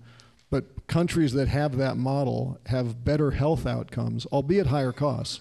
The National Health Service gets held up as the lowest cost, best outcomes because their life expectancy is really long in Britain. Britain has high life expectancy because they don't have a gun crime problem, they have a lower suicide problem, they have a lower drug use problem. The wait times for people at the NHS are pretty dismal. And so giving people the option to choose that if they want it is great, but I wouldn't mandate. I'd like to maintain consumer choice within that system. All right. Carol, you were waving your hand. We did get you on this topic. Yeah, it's just really quick, the single payer issue wasn't mentioned. And so the only thing I wanted to say is I agree that it's a lot of labeling rather than looking at the outcome that you want to achieve. And it's universal coverage, and I don't think it's mutually exclusive. I'm not only focusing on incremental changes. I think we can have that end game in mind and look at the most practical way to get to universal coverage. Right now, there actually is a caucus called the Problem Solvers Caucus in Congress that is a bipartisan caucus focused on trying to have some rational discussions about our healthcare system. So it was just about the labels I wanted to clarify. Okay. Let's move on to, we're going to go on to round two now. That was all round one. But there are only 2 rounds in this program tonight, and no lightning round or bonus round or anything like that. So round 2, everyone is going to get a chance to answer these next 2 questions. So we'll start with tax reform. You know, you've had how many debates? You've faced how many questions on tax reform? You all know that Congressman Roscom was influential in writing the tax bill, formerly serving on the House Ways and Means Committee. Reduced the corporate tax rate to 21%, did away with exemptions for income tax and real estate tax. So it did result in perhaps higher taxes for some people that have expensive properties or pay a lot in income tax, state income tax and real estate tax. So we'll start with Ryan Huffman. Are there any elements of that tax overhaul that you would keep? Okay, that's a good question. I'm not opposed to the idea of having lower middle tax rates or middle class tax rates. So those I would keep. You know, I found that in my paycheck it went up $44, and I thought, well, that's nice. You know, I can use that. It didn't make me feel any better about the fact that the Koch brothers got a tax break of $1.4 billion. So to me, and this is how I've conceptualized it always, is the tax bill was basically 2 different bills. There was the part that lowered the corporate rate, that lowered the top tax rate, that got rid of the alternative minimum tax, and that basically just was a huge, massive giveaway to the corporations and billionaires who needed the money the least. And then there was the piece of it that was basically a little bribe for the rest of us so that we wouldn't raise a stink about the first part. And I am very offended by that, and how stupid that they think we are that will fall for that. But that being said, I like that part of the bill. You know, the middle class needs some tax relief, so let's do that. Let's keep that, and that's such a small fraction of the overall cost of the bill. We can get $1.5 trillion back from just repealing the first part of that, and then use that for much, much better purposes. Jennifer Zordani, you're next. Anything you would keep in the tax overhaul package? I would keep corporate taxes lower than the prior rate, but not nearly as low as they went. What Roscom did, and he has said this publicly, is he took advantage of the American people, because he said after the Republicans lost on health care, they were going to vote for anything. So they went with President Trump's agenda. They went with the 20%, bumped it up to 21%, and acted as if they did something for the people in America. The corporate tax rate could have come down to make us more competitive with other Western industrialized nations, and it needn't have come down that far. So I would keep that. I would have focused on giving working families much more tax relief and much more incentives for people at the lower income levels to build income and build wealth. So the earned income tax credit we've maintained, and that's good.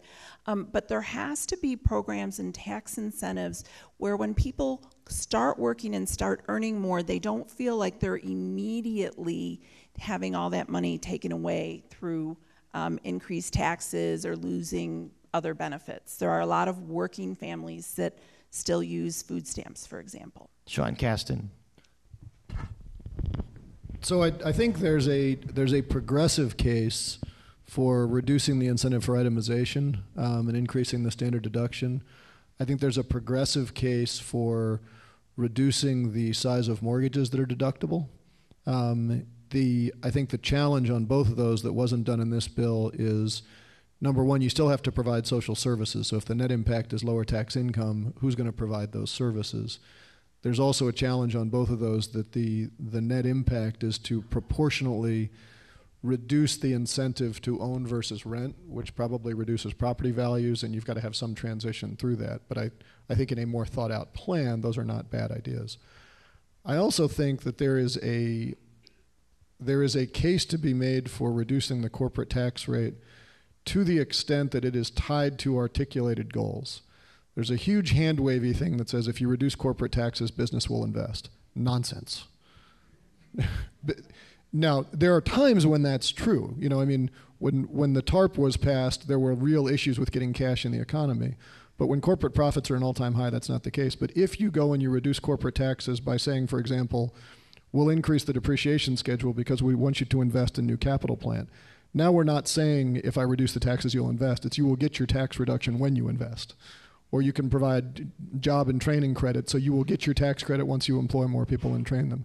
There's a lot of things like that we can do and have done in the tax code that can give a win-win where the corporation gets a tax cut and we get the things we want in the economy. But don't do this hand-wavy thing where people will magically spend the money where we want them to. Amanda Howland.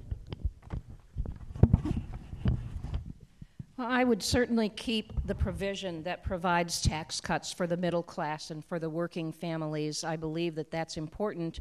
What I would do, though, is make that permanent, not make it have a sunset clause like it currently has. As far as a lesson on taxes and answering a whole bunch of other questions regarding that, as Sean just gave us a lecture, I guess, on tax law, I believe that corporate taxes need to benefit the small businesses, and I would keep small business deductions. I don't believe we should have a permanent corporate tax cut the length of what they've done with the one that we have, or to the extent of what they've done with the one we have now.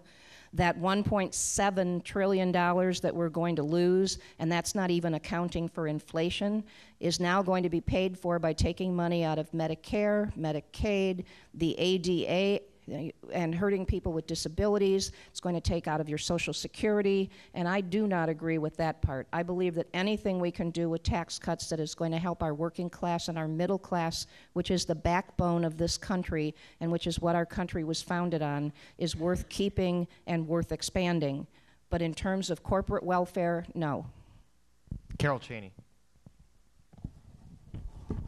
To me, things often come down to looking at the balance, and the balance of this tax plan favors corporations rather than the middle class. So yes, I agree with middle class tax breaks, as does virtually everyone else here, but they should not be eliminated. They should not be sunsetted. And then if you look at the corporate tax breaks in comparison, they are permanent, and the news lately is showing that it's buybacks. It isn't really going into the pocketbooks of working class America, and that's what is so troublesome about this. And when we get to the issue of balance, what's particularly troubling is that the House plan that went to, then the Senate, and then they had their compromise committee, the plan that was passed in the House, of which Peter Roskam was the leading architect, was even more extreme than the Senate plan that was passed, ultimately, after a compromise committee meeting. And that's what troubles me, because if you look at the values of the plan that came out of the House that Roskam shepherded through, it would de-incentivize education and the ability to pay back loans. It would harm even further the middle class. To me, a tax plan is a moral document. It reflects the aspirations, goals, and incentives of your society. And right now, the incentives and goals of their society are to increase income inequality in this country. We are getting hamburger, and the corporations are getting steak, and we're paying for both. Kelly Mazeski, anything about the tax overall package that you would favor keeping? Well, I do like the fact that middle-class families got a tax break, but I will tell you that I just received a text the other day from someone who told me, at first when I was doing my taxes, I thought this was going to be great because I saw the doubling of the standard deduction, but I have 3 children, and so I'm at a net loss with this new tax bill. So I think we need to make it stronger for middle-class families, and I support the fact that pass-through income is getting a 20% cut at the top before people pay their income taxes. But also large corporations are benefiting from this, not just small business owners. So the fact that Peter Roskam supported this bill and threw this district under the bus is very upsetting to me. We live in a high-tax state. 50% of the residents in this district take $5 billion worth of tax cuts for state, local, property taxes, etc. And he just capped it and threw them under the bus, and people are very upset about this. He's not representing this district. And I just want to point out the inequality in this tax bill. Hedge fund managers or real estate managers get to still use the carried interest loophole, which allows them to have huge deductions and savings on their their tax filings. We need to eliminate that. Again, research shows that by eliminating that, we would raise $180 billion worth of revenue. So we need to pass a bill that is permanent for the middle class instead of being permanent for these corporations. And Becky Anderson-Wilkins.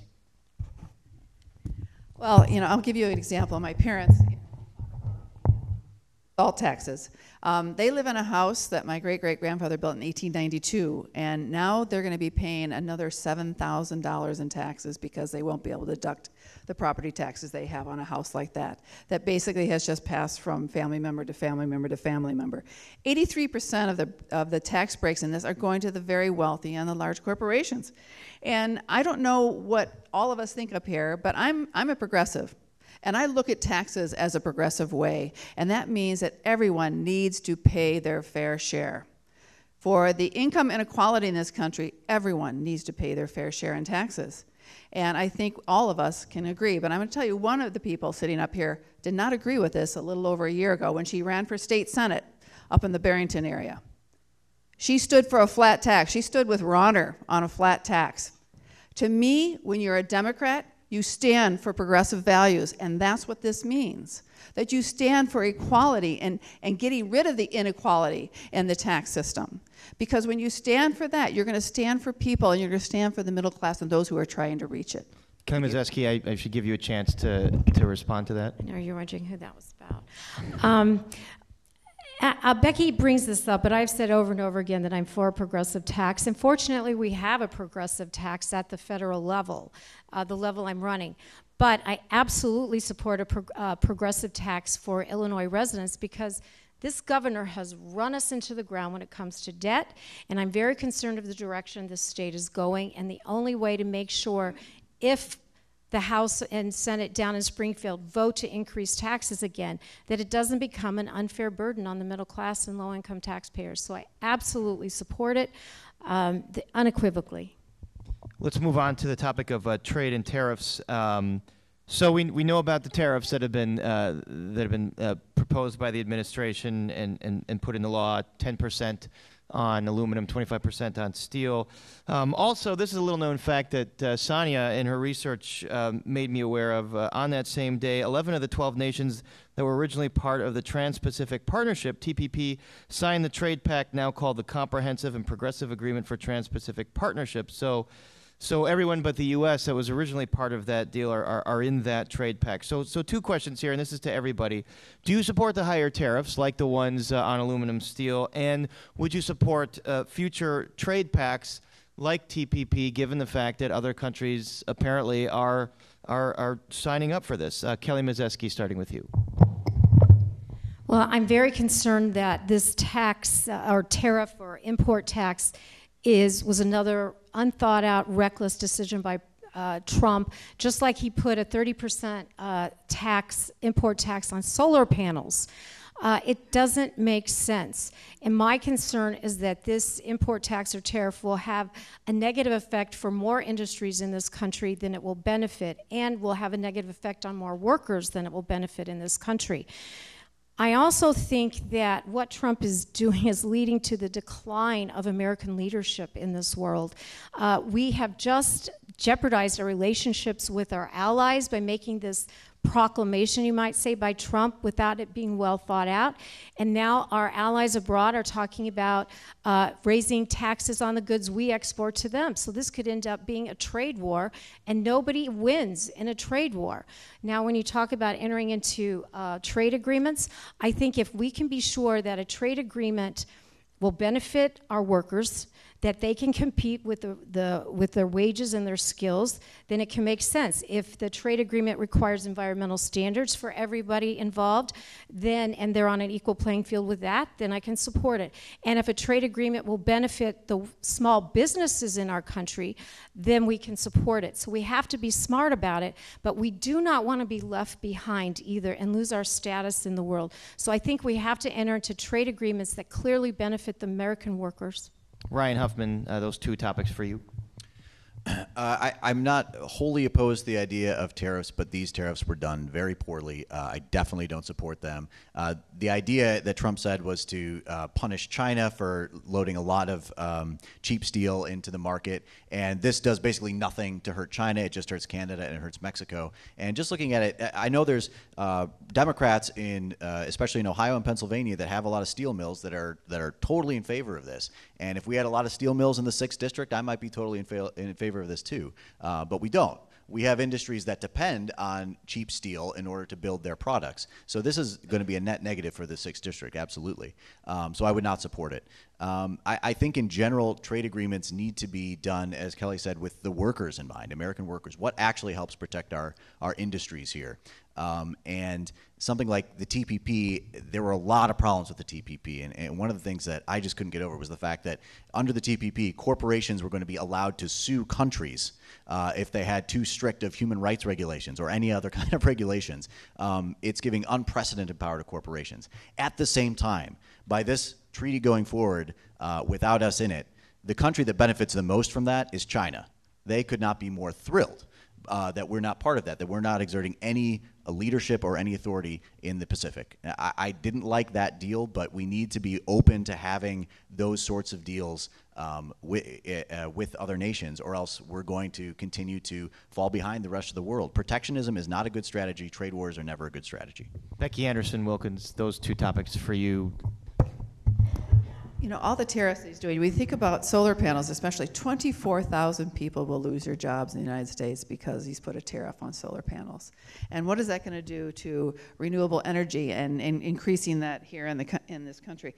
But also to, when you think about all the industries that will be affected by this and will raise prices, so the stock of people who have aluminum, companies that sell aluminum and steel, those prices are going to go up. That affects automobiles, that affects construction, where steel is a big element that goes in. Aluminum, it affects residential building, where aluminum goes into so many parts of home building.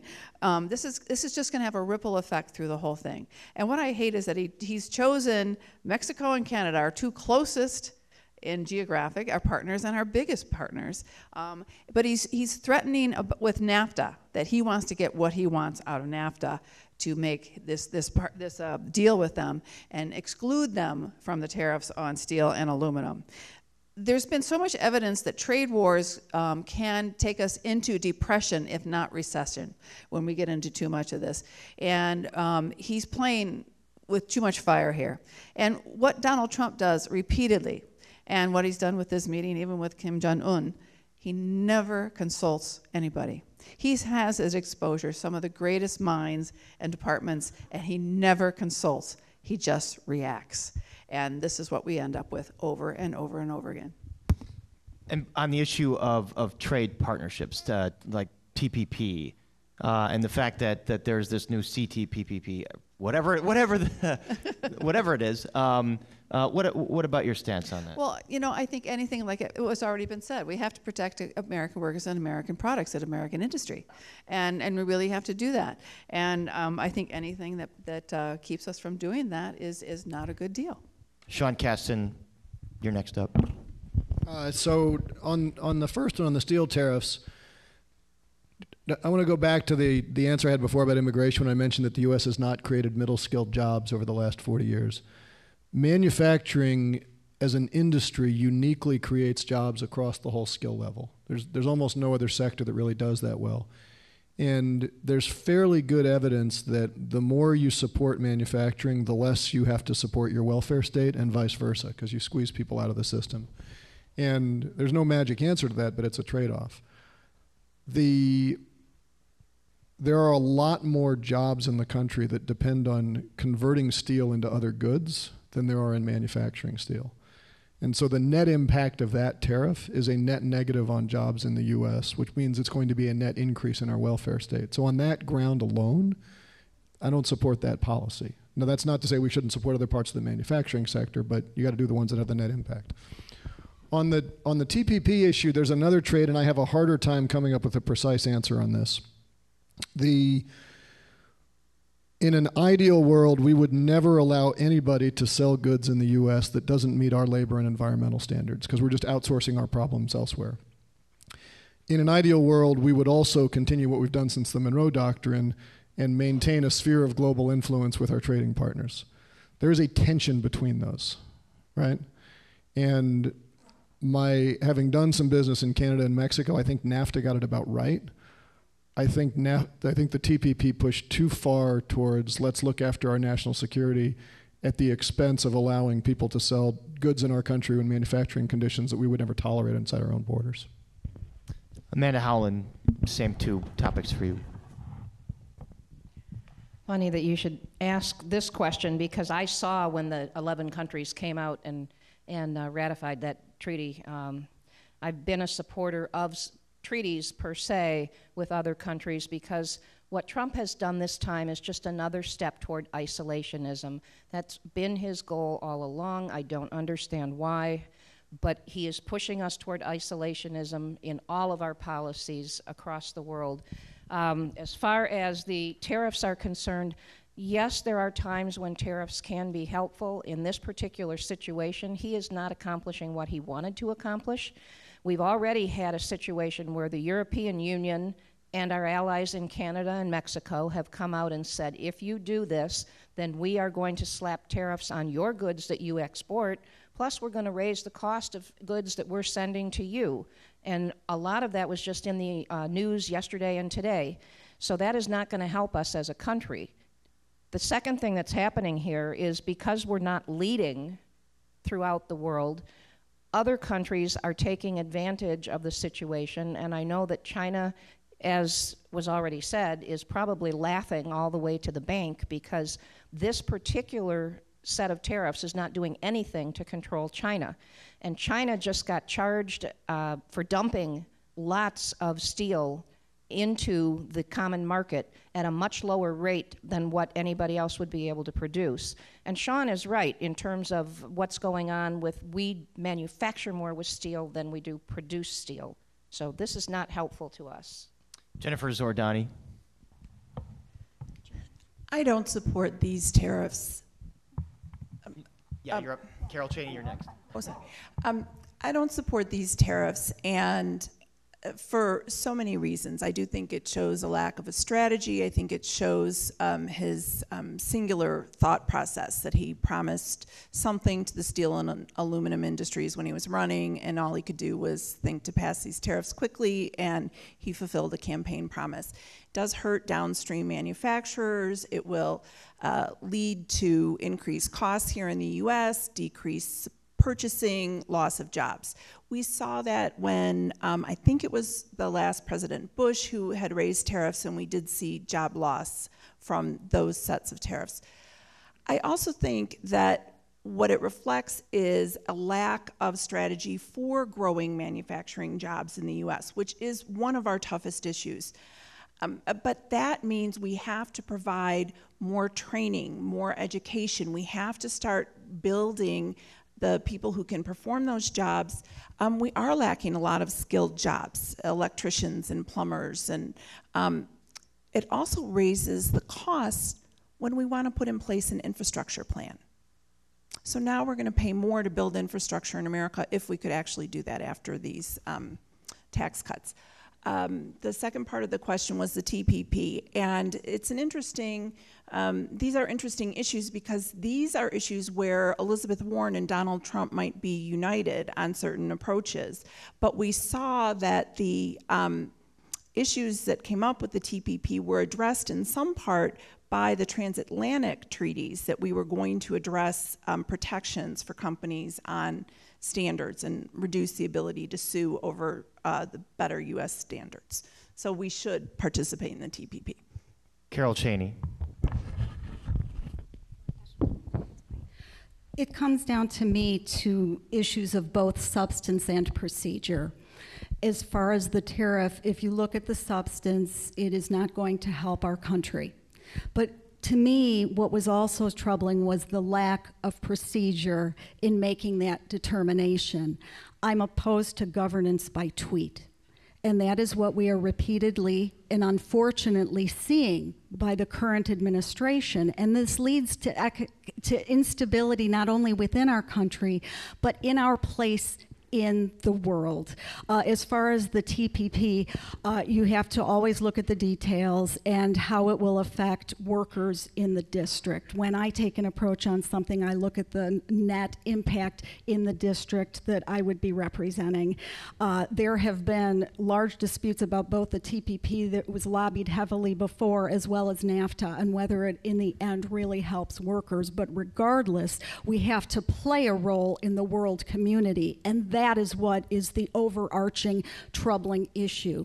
The isolationist approach that Donald Trump has taken and going back on prior agreements, whether it's the Paris Accord or whether it's threatening on the Iran nuclear deal. When we have been engaged in the world community, to withdraw calls into question our role as a world leader, and we need to maintain that not only for economic stability but for national security as well. I believe we got everyone on that topic. I think we have time for one more question, and since you've a number of you mentioned how important the environment is to you. I'm gonna assume that everyone up here is somewhere to the left of Scott Pruitt on environmental matters. So given some of the rollbacks we've seen from the EPA, clean water, clean air protections, and I'll just go down the line. I'll start down there with you, Sean. Legislatively, is there something that you could do legislatively if you're to be elected to Congress to push back on some of the rollbacks that the EPA has instituted? So how you counter Scott Pruitt is a tricky question. I will say that the overwhelming majority of the economy doesn't have a lot of conflict with environmental issues, at least climate change near and dear to my heart, because most of the economy uses raw energy to turn it into some higher quality material. If you are a coal miner, you have a vested interest in mining coal. If you are a consumer of coal, you have a vested interest in using as little of it as possible to turn it into higher quality goods. And so there are so many opportunities, and I don't mean to say this just about coal, it's just as true as solar energy, right? Or wind or hydro or anything else. If you focus on rules that drive up the energy efficiency of the economy, everything from manufacturing efficiency to the efficiency of these light bulbs, we all have a richer life with fewer dollars coming in. It should be the area that is the central premise of all our environmental policy if we're doing it right. And the problem is that Pruitt represents the extractive industries rather than the conversion and downstream consumer sector. Carol Cheney, what role legislatively is there to counter some of Pruitt's moves? Well, I think the challenge is a lot of Pruitt's moves aren't legislation, they're agency rulemaking and cutting back on protections, environmental regulations that have been in place. So until we fire Scott Pruitt and fire Donald Trump, we are going to be facing this assault on the EPA. Congressman Foster is a scientist himself, and he kept in regular contact with the scientists at the EPA, and they are purposely diminishing their roles, trying to get them to resign. The blueprint for a budget that Donald Trump proposed was a 30% diminishment in funding to the EPA. As far as legislation, we can try and incentivize proper behavior. The Citizens Climate Lobby, for example, has looked at carbon fees, carbon taxes. There also is the cap and trade. And even if we can't achieve that at the national level, I know, for example, California has a cap and trade, and I know that the Clean Air Act, for example, used the cap and trade to help eliminate and reduce acid rain. So we do need to be looking at these issues on the federal level, but as far as the EPA itself, until there's a change in administration, we'll just have to fight it through the rulemaking process. Amanda Howland. I hope we fire Scott Pruitt. As far as the EPA is concerned, a lot of what's happened, as Carol said, is because of agency regulation. Much more is because Trump has done what he swore was terrible for Obama to do, and that was executive orders. And he's written order after order to undermine what's going on as far as our environment is concerned. We all know that our environment is absolutely essential to a quality of life. If we don't have a healthy environment, we're not going to have healthy children, we're not going to have a healthy lifestyle. I would push, number one, for us to get back into the Paris Accord. Many of our corporations are sticking with those regulations, and I believe that's a good thing, but we need to continue to be a leader there, and I would push for clean energy jobs and pushing for that in terms of training. Those are the jobs of the future. We can't keep going back and looking at coal. There is no such thing as clean coal, and I think that a carbon tax is absolutely essential to incentivize people to stop creating those emissions. Ryan Huffman, maybe if you call it the Trump Climate Accord. It's a great idea. I like that. So fundamentally, and this is an industry I've spent a lot of time in. When I was at the White House, I was on the White House Council on Environmental Quality, and a ruling came in for the Supreme Court while I was there that said that the EPA was allowed to regulate carbon under the Clean Air Act. It was a hugely important thing for the EPA to be able to do. However, the ruling didn't say you have to. It just said you could. And so when Obama was in power, they did, and now they're not. So we have to have a lot more legislation because fundamentally the EPA's role is to enforce the regulations that are on the books. So they're trying to skirt around it as much as they can. But if we have more stricter rules that say things like you have to allow this much time for an environmental review before you can start a new construction project. That's one of the main ways that Pruitt is pushing back against it now by saying, well, you know, you have a much smaller window to get that review, and if it doesn't happen in time, then you just don't have to have it. And of course, the EPA, like everything else, is way understaffed, so that's typically what happens. Kelly Mazeski. Well, a lot of good points have been made here, so I'm going to talk about a different point of view, and that's pushing towards the renewable energy economy, or putting back President Obama's Clean Power Plan that was rescinded by the Trump administration and Congress. I think that we need to be moving forward with the renewable energy economy, and I remain optimistic that we can pass legislation on it because it's a win-win situation. Not only does it combat climate change, but it would create thousands of solid, good-paying middle-class jobs. China, India, Europe have all left the station when it comes to renewable energy. They're investing hundreds of billions of dollars in it. And here we have administration that wants to stick with coal. Wind and solar are growing 12 times faster than other sections of our economy. And the #1 job in this country, the fastest growing job, is wind turbine technician.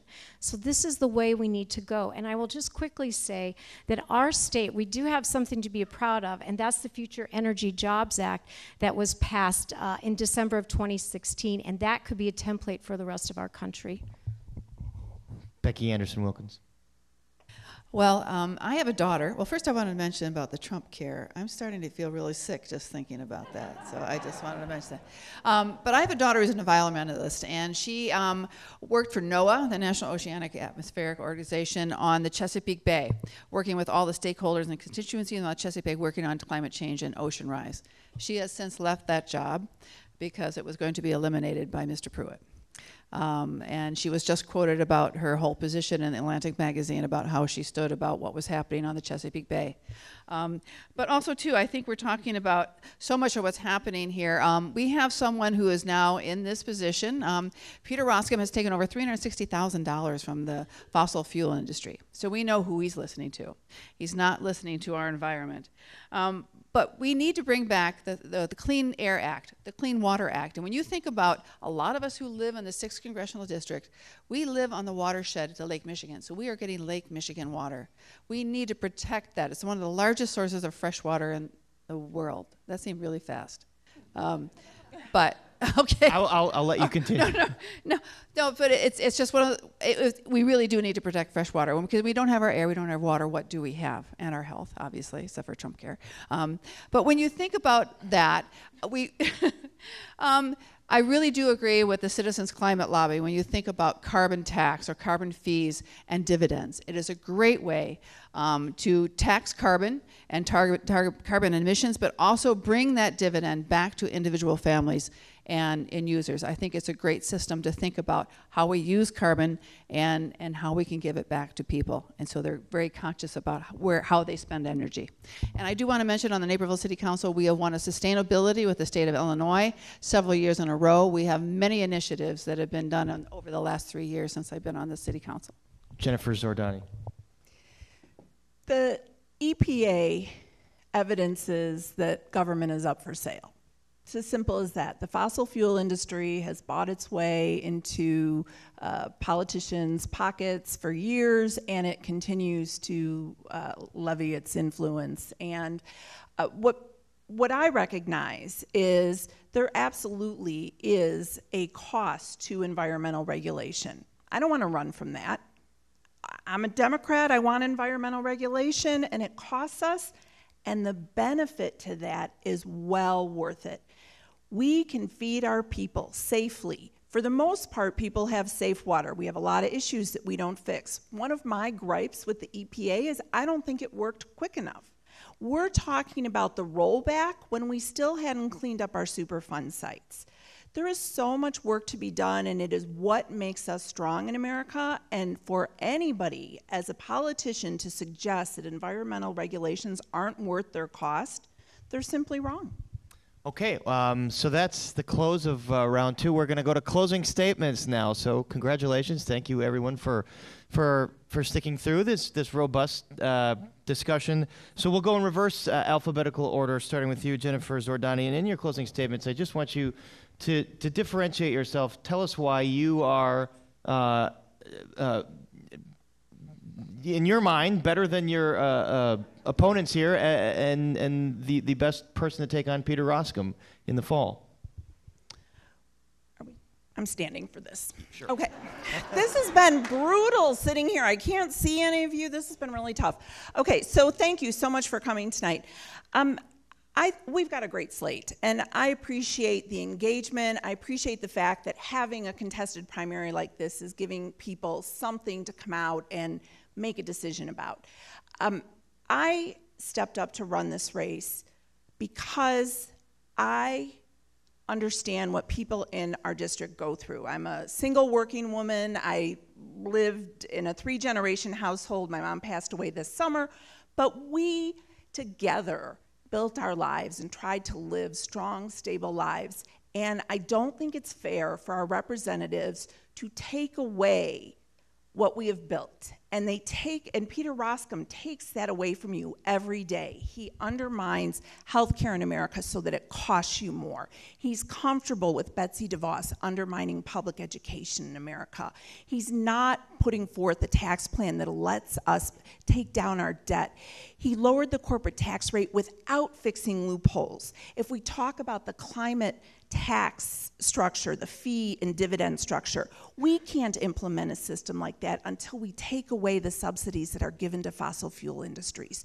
There is a lot of work that needs to be done, and why I am running and why I want to run against Peter Roskam is because I reject the idea that Democrats are tax and spend, and I absolutely agree that Republicans are just cutting programs. Nobody's doing the work that's required in the middle to figure out what works, why, and how we build on successes and make programs successful. Working class Americans are doing everything right. You're doing your fair share, and you're not getting the return on your tax dollars. So I am running because I know Peter Roskam does not put you first. I will put you first. You should be tired of being put last. Becky Anderson-Wilkins, what differentiates you from your opponents here as the best person to take on Congressman Roskam? Well, thanks to everybody. What a great crowd, and I truly think this is the difference it's going to make when we come to November. We really are going to see a wave of change, and it's because of everyone who's joined every different kind of resistant group, every group, and just coming here tonight shows so much. But I do want to say the reason why I think I'm the best for this race is because I'm a fighter. And I've been fighting for my community for decades. I've been fighting for small business, not only locally, but nationally, fighting for the rights. I've been on Capitol Hill, testified in front of the Department of Justice about the issues that face small business and monopolies. But I'm also a fighter for health care, because as a breast cancer survivor, I'm going to fight for our health care, because if we don't have our health, what do we have? And we got to fight against these attacks that the Republicans have done repeatedly over and over and over again to take away our health care. But I've been a fighter on the Naperville City Council. I've been a fighter because I suggested we have a gun turn-in program. So I took on the NRA when I did that. I fought for a welcoming city proclamation, which we got through. So welcoming people to our city and what we stand for diversity that makes us all richer. I've also fought for transparency and openness. And that's something that about me that you can always trust me, that I am truthful, I am authentic, I am who I am, and I won't pretend to be something else. And that's what I really fight for on the city council, because that's what everyone in my city deserves. But that's what I'll take to the 6th Congressional District. Everyone here deserves that and more. But we need someone that will serve, engage, and listen. And that's what I've always done in my business and for my community. Because if I didn't do that, I would have been out of business a long time ago. Because we all know that Peter Roskam spends way too much time worrying about keeping his job than doing it. And I promise to do this job for all of you. But thank you so much for being here tonight. Kelly Mazeski, closing statement. As a candidate, I think I present the greatest contrast to Peter Roskam. I'm a breast cancer survivor who bought health care through the ACA. I'm a longtime environmentalist. I'm a scientist, and I've spent 18 years in local government in the Barrington area, and I've learned the importance of listening to people and voting in the best way possible to represent my community, something I would do if I'm fortunate to be your congresswoman. I also want to state that in order to beat Peter Roskam, you have to have a strong infrastructure and you have to have the resources to do it. Not only do you have to have the strong message, but I look at it as a 3-point plan. And when I announced my campaign, I had already put in place people that would help me go across the finish line in this primary. And I have a very great team that work hard and are dedicated. We also have 3,400 individual contributors to our campaign, and nobody else has that kind of grassroots support. And that will take us, again, over the finish line now and in November. I also want to state that we have a huge volunteer organization with our campaign. We've made 46,000 individual phone calls to voters in this district to get them to come out and vote for our campaign. So you have to have the ability to connect with voters who care about what you stand for. You have to have the strong infrastructure in place, and you have to have the ability to raise money, because we're going to need all of that to beat someone like Peter Roskam. He will be a tough opponent, and I am ready to go the day after winning the primary. I do not take it for granted. I'm here tonight to ask you for your vote and to help us cross this finish line. Thank you very, very much. Ryan Huffman.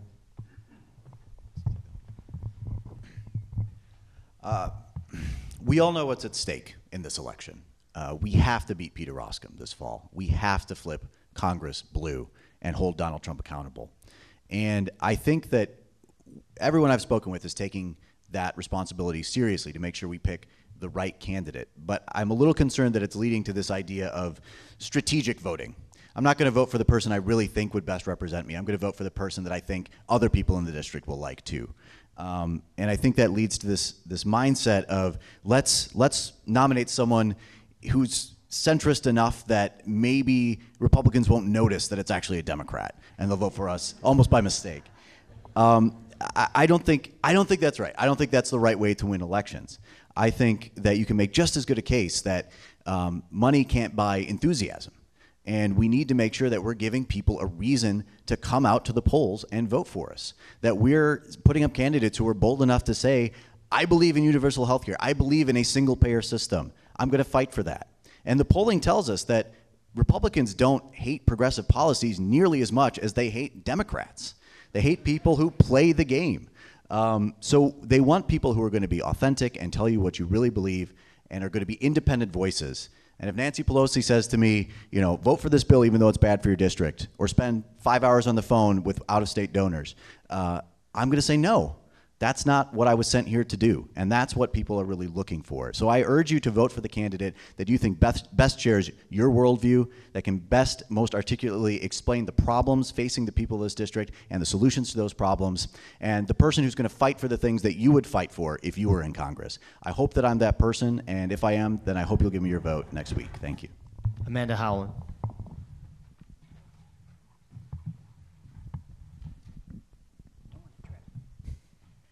Hi, thank you all for coming. I honestly believe that I am the best qualified person to take on Peter Roskam and have more qualifications, although we've got a great slate of candidates here. My background being in education, administration, dealing with people with emotional problems, being a trustee, running a multi-million-dollar budget, working with both sides of the aisle, coming from a have-not situation and pulling myself up by the bootstraps growing up and being able to make it on my own. All of those things go into making a person what they are as they grow up. And I've been out, I am not a politician, I've been out walking the walk and talking the talk as a public servant for my entire life. Obviously, teaching emotionally disturbed children is a public service. Being an elementary school administrator, I was working for the betterment of the people in my school district. Being a trustee at the College of Lake County, I've dealt with some extremely difficult situations, and I've had to mediate in my role as board chairman for 2 years, to bring people together to work on issues of transparency and other things that I know many of you have seen go on in other community colleges. Thank God mine was not one of them. But I also believe that I'm the best to take on Peter Roskam because I know that I can out-argue him, I can run circles around him when he tries to play his games because I've been there before. And I know that the people that I've worked with already in this district have watched me and know that my positions haven't changed through the years and that I've been out there working for you and helping other candidates and doing the things that need to be done. I've spent a lot of time in Washington, D.C. in my role as a trustee, plus my role on the National Board for Community College Diversity and Equity, and in addition, for my position as a delegate from the state of Illinois on the U.S. Global Leadership Coalition. I know how things work as an attorney. I know how to apply laws. I know how to make laws. So I'm asking for your support. I'd be honored to have you vote for me, and I will fight for you on everything. Carol Cheney. We've talked a lot tonight about the issues that face us as a country and the federal issues, but what we haven't talked about is the district. As Congressman Foster's district chief of staff, I analyzed the issues in Washington, but I also brought those issues home to the district. And I did what Peter Roskam didn't do. And I'm the only candidate who can say I held town halls. And I held them on issues ranging from LGBTQ rights to the ACA, and it can be done. I listened to constituents regardless of political party because you shouldn't base it on the party that a person is. And I made the government work for them. That's why both the Chicago Tribune and the Daily Herald have endorsed my candidacy because they recognize that I can hit the ground running and I have a full knowledge and an understanding of the people. I worked at a law firm before Congressman Foster. I can speak as easily to someone who's in a union as someone who is a corporate executive, from a senior corporate official to a senior citizen. And we need that both in representing our district in DC, but we also need that to defeat Peter Roskam. We need someone, perhaps a strong woman, because he's used to being around a bunch of white men who can stand up to him and tell him that what he says cannot be done can be done. I want to be the voice for this district because it's time that the people in this district have someone who stands up for them, listens to them, and lets their voice be heard in Washington, D.C. Thank you. The most important endorsement in this race would be yours. Sean Kasten. So let me share with you guys a really, really high-stakes math problem. I woke up after the last election, looked at the election results, and said, number one, nothing good is going to happen until we flip the House. Donald Trump is a disease, but the disease is metastasizing because of the lack of a doctor, and specifically Congress unwilling to act as a check and balance. Here's the high-stakes math problem. This district is like 55-45 Republican Democrat as far as who pulls ballots, generic races down ballot. How did Jeannie Ives win by 20? How did Roskam win by 18? And the answer to that and how you stop that is to look at how did Hillary win this district by 7. You do not abandon democratic values. But And you absolutely make sure, as all of us do, that we want to maximally increase the unemployment rate among elected Republican officials. But if we don't recognize that this district has a lot of lowercase d Democratic Republicans, we will lose and get our clocks cleaned again, because that's what's happened too often in this district. And the way that Roscommon has won by 18 last time, by 34 the time before that, is by having an opposition that he can demonize as someone who says, yeah, it's one of those namby-pamby Democrats who doesn't understand how the economy works. They have nice ideas, but they can't get things done. That's his dream. I am his absolute nightmare. I hope to have your support next week. Thank you. There you have it. So let's give one final round of applause for all the candidates.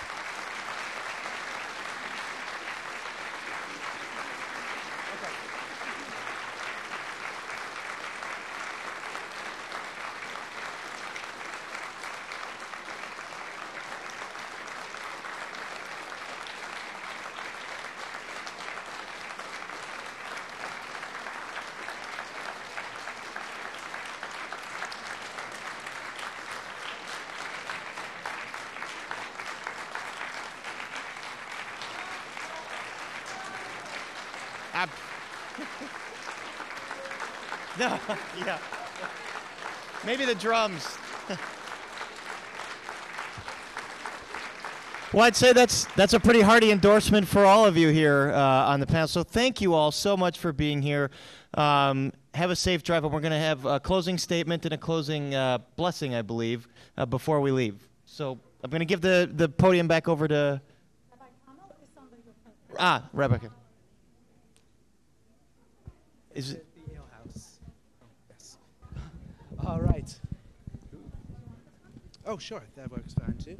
Thank you. All right. So there is a meet and greet with the candidates, I believe, at the Ale House, which is just about 1 mile south of here on Butterfield. But if it's okay, could I ask the candidates to please stand up one more time?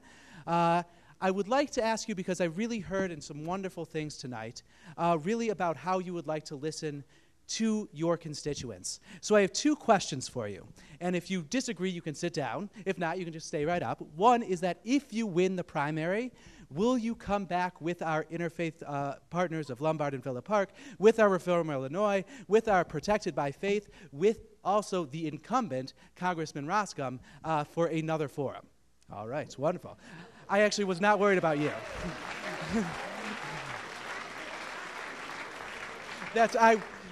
I was saying, I'm not worried about you. Yes, okay. And second, if you win the primary within 30 days, will you sit down with a meeting with us? Yes. Oh, wonderful. All right. So then, wonderful. Thank you. Then just one quick thing, because as a rabbi, we do need to talk. I know everyone wants to go. Tzedek, tzedek, tirdof, justice, justice you shall pursue. A little bit lost in the translation is this military understanding of the word pursue. And when we are organized, when we come together as politicians and as communities, that is when we can really make change. So let us go out there and change the world. Thank you so much.